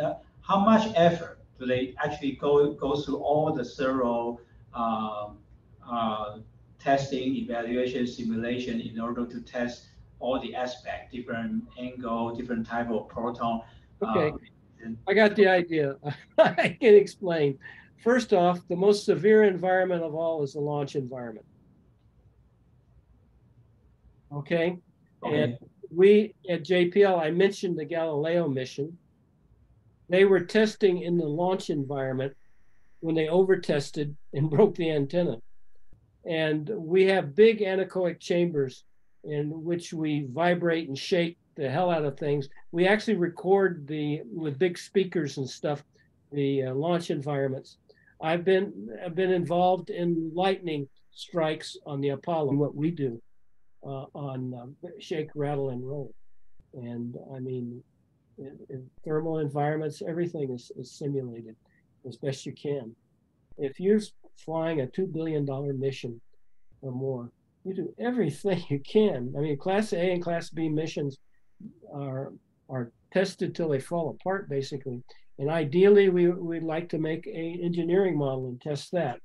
But the way of NASA now bidding things, you typically can't include an engineering model. Not know anything about what they did for SCUs and such.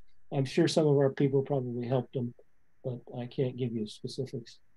Would the cryogenic temperatures that it operates at, would that have any effect on the sensors in terms of the sensitivity to those? No.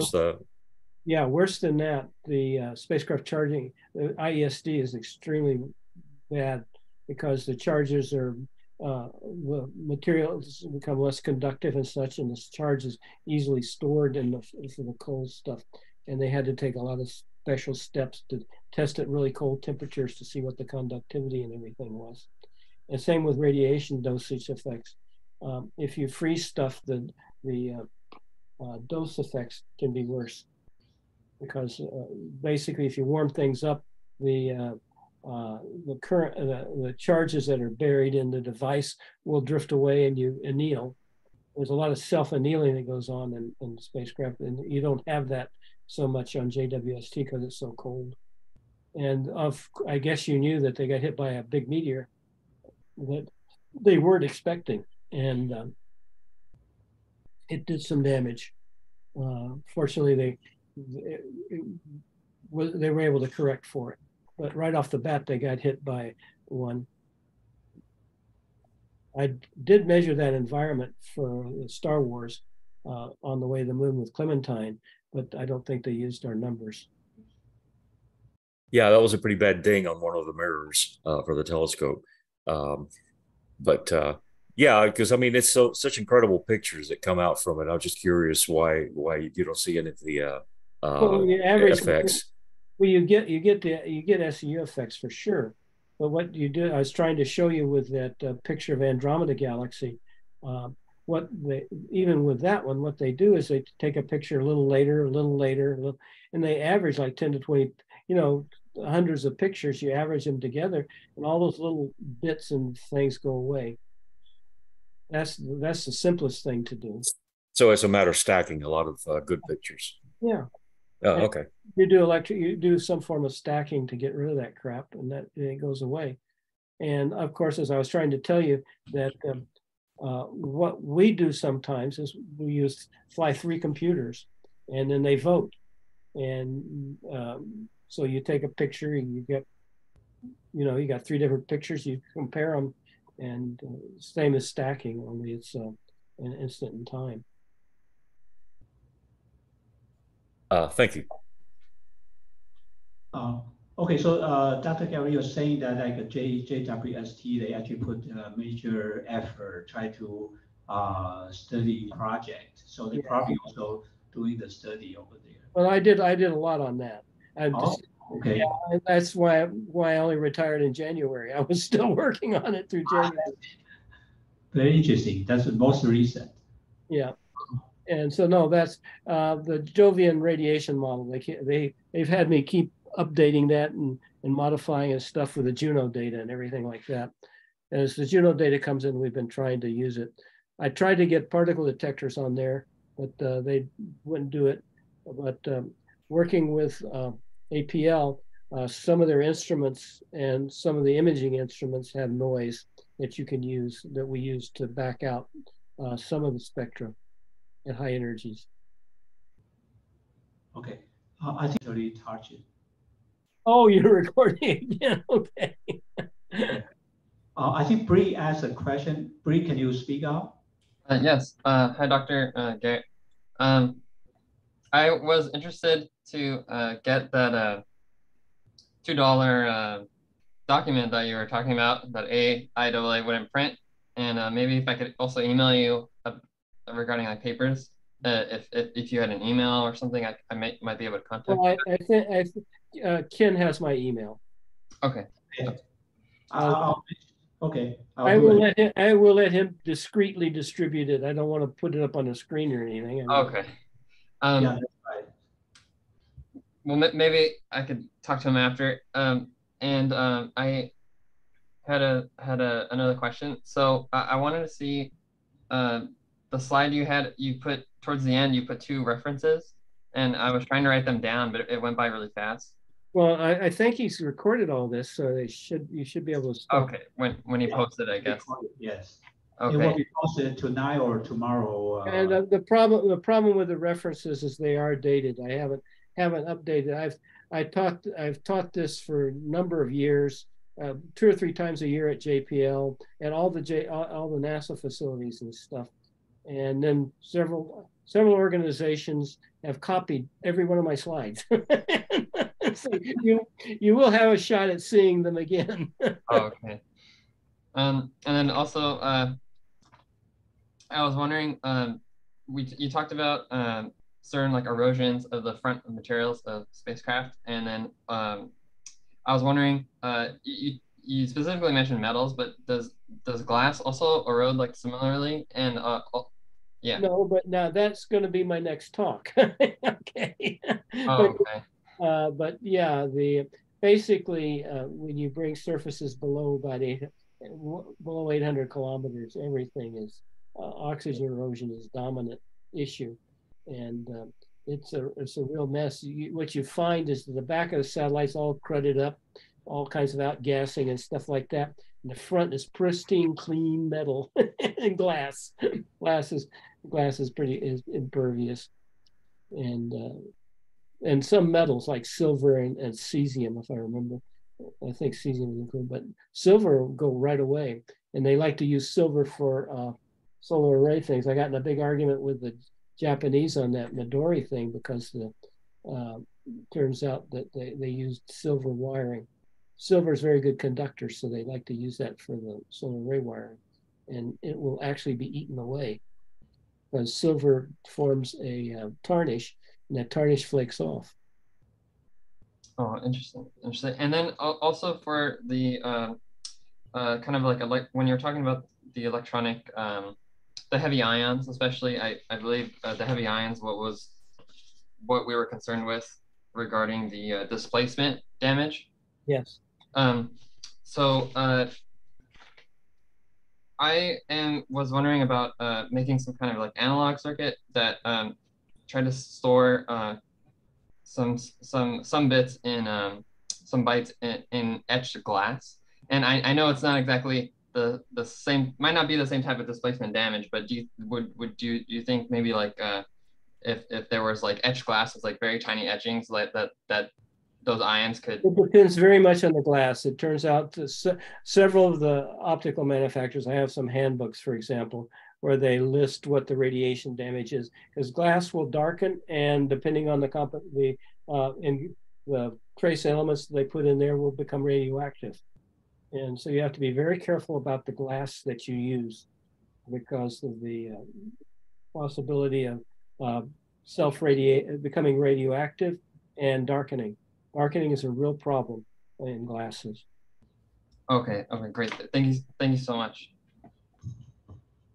Does Garrett, Pratik asked a question about the thermal runaway with lithium batteries, and he asked if you could share some experience across different missions in different batteries based upon the environment and the ways to mitigate. Now let me understand the question. Worried about batteries? Yes, because he started mentioning, say, there might be some thermal runaway problem with lithium batteries. Is there any issues with batteries in spacecraft for different missions due to the environment? If so, how to mitigate?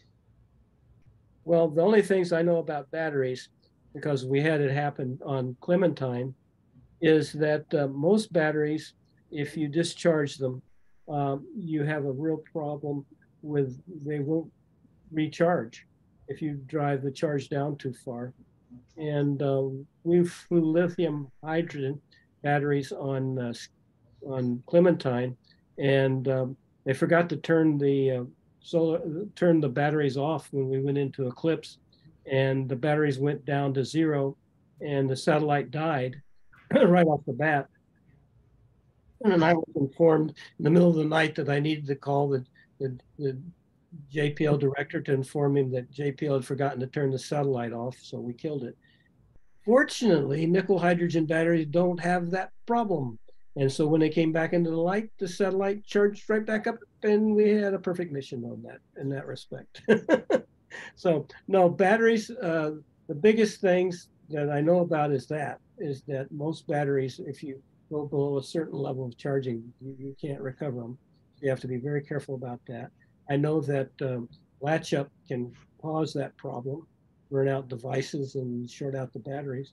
So you have to be careful about those kind of things. But other than that, I'm not aware of much about radiation damage. Micrometeoroids obviously would destroy a battery. And we've had that happen. We had that happen on Mariner 4. Apparently the battery got punctured by a micrometeoroid. That's all. Okay, I see. I personally have a question because you mentioned bipolar junction. I think some of the chart you also mentioned CMOS.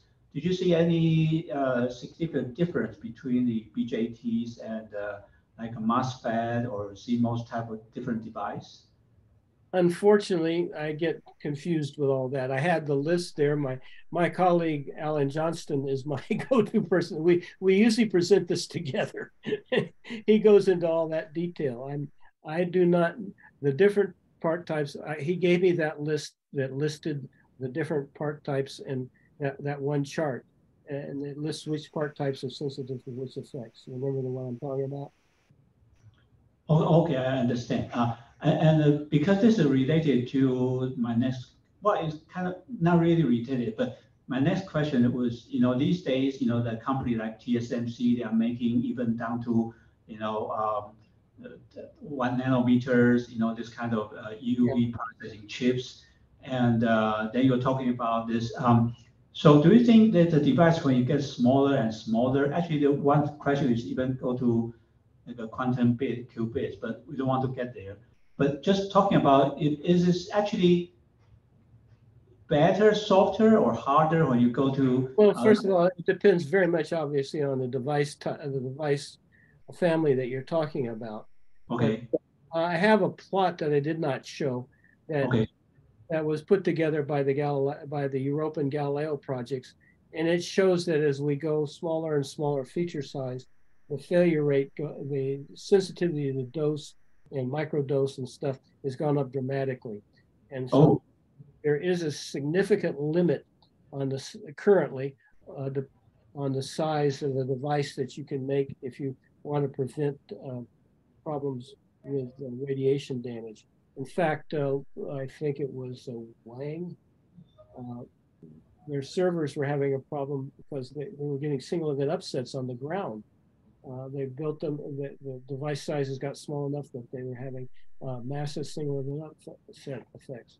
I mean, if you want, I can try to pull the chart up, but it'll take a bit. Okay. You want me to pull it up? Or if you have time, kind of. Oh, you just keep asking, and I'll see what I can see if I can find it. So go ahead. More questions. Well, I mean, there's as I mentioned, there's a question about quantum computing, quantum qubit. But I think this question is kind of obvious because right now the quantum computer is so huge. They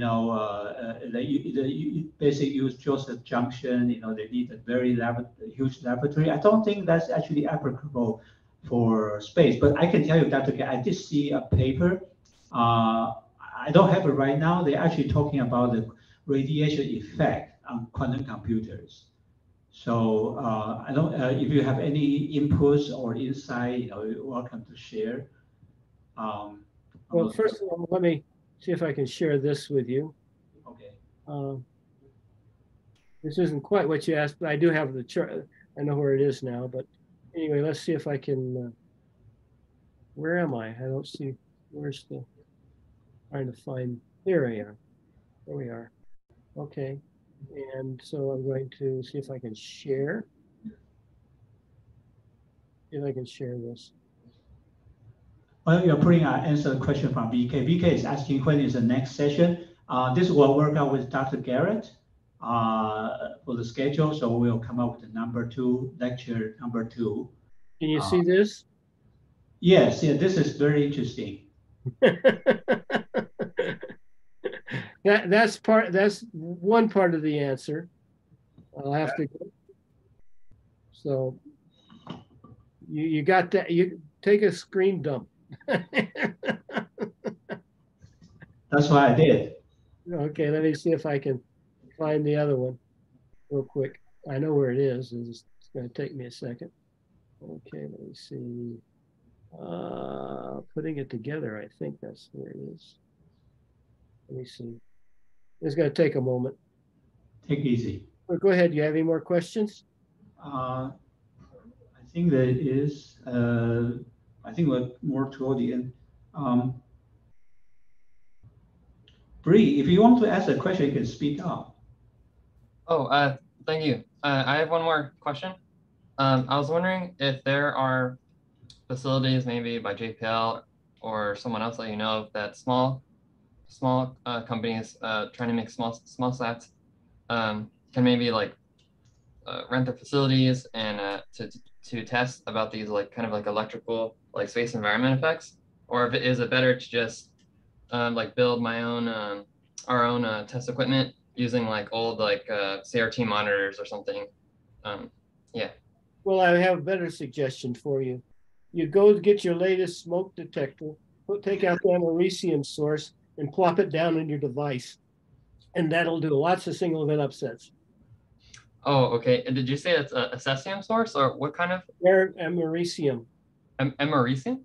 Yeah, that's the radiation source in the smoke detectors. Oh, okay. And you don't know exactly what heavy ion is doing, but it's got lots of heavy ions. And I was always taught that's an easy thing to do. Just be very careful in what you do. But you lay that right on top of the device and it'll flip like hell.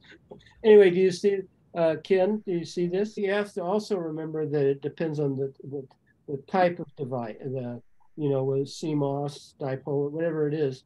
You have to look very carefully. Some of them don't have become radiation hardened as you make them smaller. Others become much more, as we saw, become much more sensitive. So it has to be tested. The bottom line is you have to test. That's all you can do, and or you can just fly it and see what happens. And that's the cheapest answer. Of course, then you run the risk of failure. But that's life. I mean, unfortunately that's what this business is all about. The big thing is people. You don't want to endanger your people, so you make everything redundant. JPL is very good at making redundancy or different system, several different types of redundancy. You don't use the same. You don't fly 3 radios that are exactly the same. You fly different ways of communicating. And you do functional redundancy rather than part redundancy. Yeah, and you're right about this radiation minimum. After the Apollo missions, and you mentioned about that was a very interesting part. You said somebody wrote something about the description if astronaut was in the radiation peak and they struggle, maybe die at the end, something like that. You say somebody wrote something or make a movie out of it or something. Yeah, well, what I was trying to get at is you need after every flight, you need to actively report all the different problems you had, all the different successes you had, and a lot of industry will not do that. They don't want you to know why their satellite failed. They don't want you to know what success they got. The Tin Whiskers is an excellent example of that, where was a lot of confusion over device failures, and they thought it was spacecraft charging. It turned out it was simply the tin that you use in the solder grows in the electric field, and it grows from positive to negative, whatever it is, and shorts things out. Wires up to, I think, a half an inch long, and just strange things. You have to test all this stuff. Okay. So do you think, in the semiconductor, other than just, the lithography and making it, there is also a packaging process. Do you think this packaging might help or kind of a little bit for the radiation process? Well, I have some stories I'll tell you privately, but the bottom line is the process of making these things, rad hard parts in particular, is not what it seems. And putting satellites together is not what it seems. No satellite is put together by the way they were told to put it together. All satellites, whether it's the stitching of the thermal blankets to the soldering of a part, each one is unique to the person who did it, and that satellite is unique to that facility at that moment in time. And it's unless you build lots of them in a line like they do with SpaceX, you're not going to get repeatability. JPL satellites are all handmade, and I mean literally handmade, and that makes them extremely useful and valuable, but it also means that replicating them is not quite as straightforward as you would want. So it's the process that is equally important. And the problem is the process is dependent on people, and people do things they didn't tell you about. I'll give you an example on the SCAFA satellite. They put surface samples on there. And when they sewed the blankets on, some of the blanket edges stuck up. And so when the thing spun around in the sun, the shadow, you didn't know where the shadow was exactly because the little edge was sticking up. It would affect things. I have a quick question on the you mentioned earlier about the effect that silver was degraded by the oxygen radicals in low Earth orbit, and that brings to mind now this increasing use of the lead-free solders, which actually includes silver in satellites. Is there the use of the silver? The lead-free solder? I do believe there's a concern about that that's been mentioned. But typically the solder is inside. You don't use the solder on the outside. And typically, unless you're making CubeSats, and CubeSats, I don't know what they do. To answer your question, I think that at some point, I do remember some discussion, somebody asked about the silver and the solder. But the biggest problem was the tin and the tin whiskers in the solder. And as they were trying to find substitutes. But beyond that, I don't know. I just know that silver wires, you don't want them on the outside at low altitudes. So satellites are currently being used with the lead-free solder, as far as you know, or do they revert back to? I have no idea. It's the tin that you don't want in the solder. Well, that's also in the lead solder, but so would be a common problem between the two. It is a common problem, and that's what basically what happens is the tin migrates and it forms little wires of hair. It forms hair on the solder joint. Right. In the electric fields.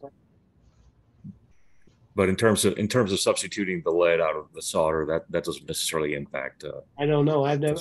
You're not aware of that. Okay.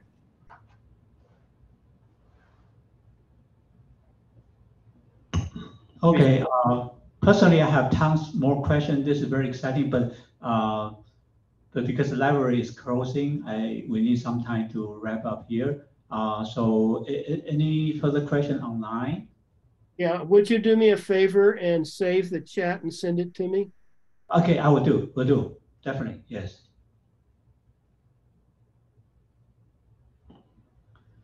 Yeah, we got many positive comments. Everybody very excited and say thank you so much. It's a wonderful lecture. Well, thank you. Anyway, I've got We'll talk about doing some more sometime soon. Yeah, you see, VK already asked. Can't wait for your next one. Well, anyway, you wore me out today. Okay, this now you are. Hopefully, you are not. Have lots of charging on your body. You need to discharge.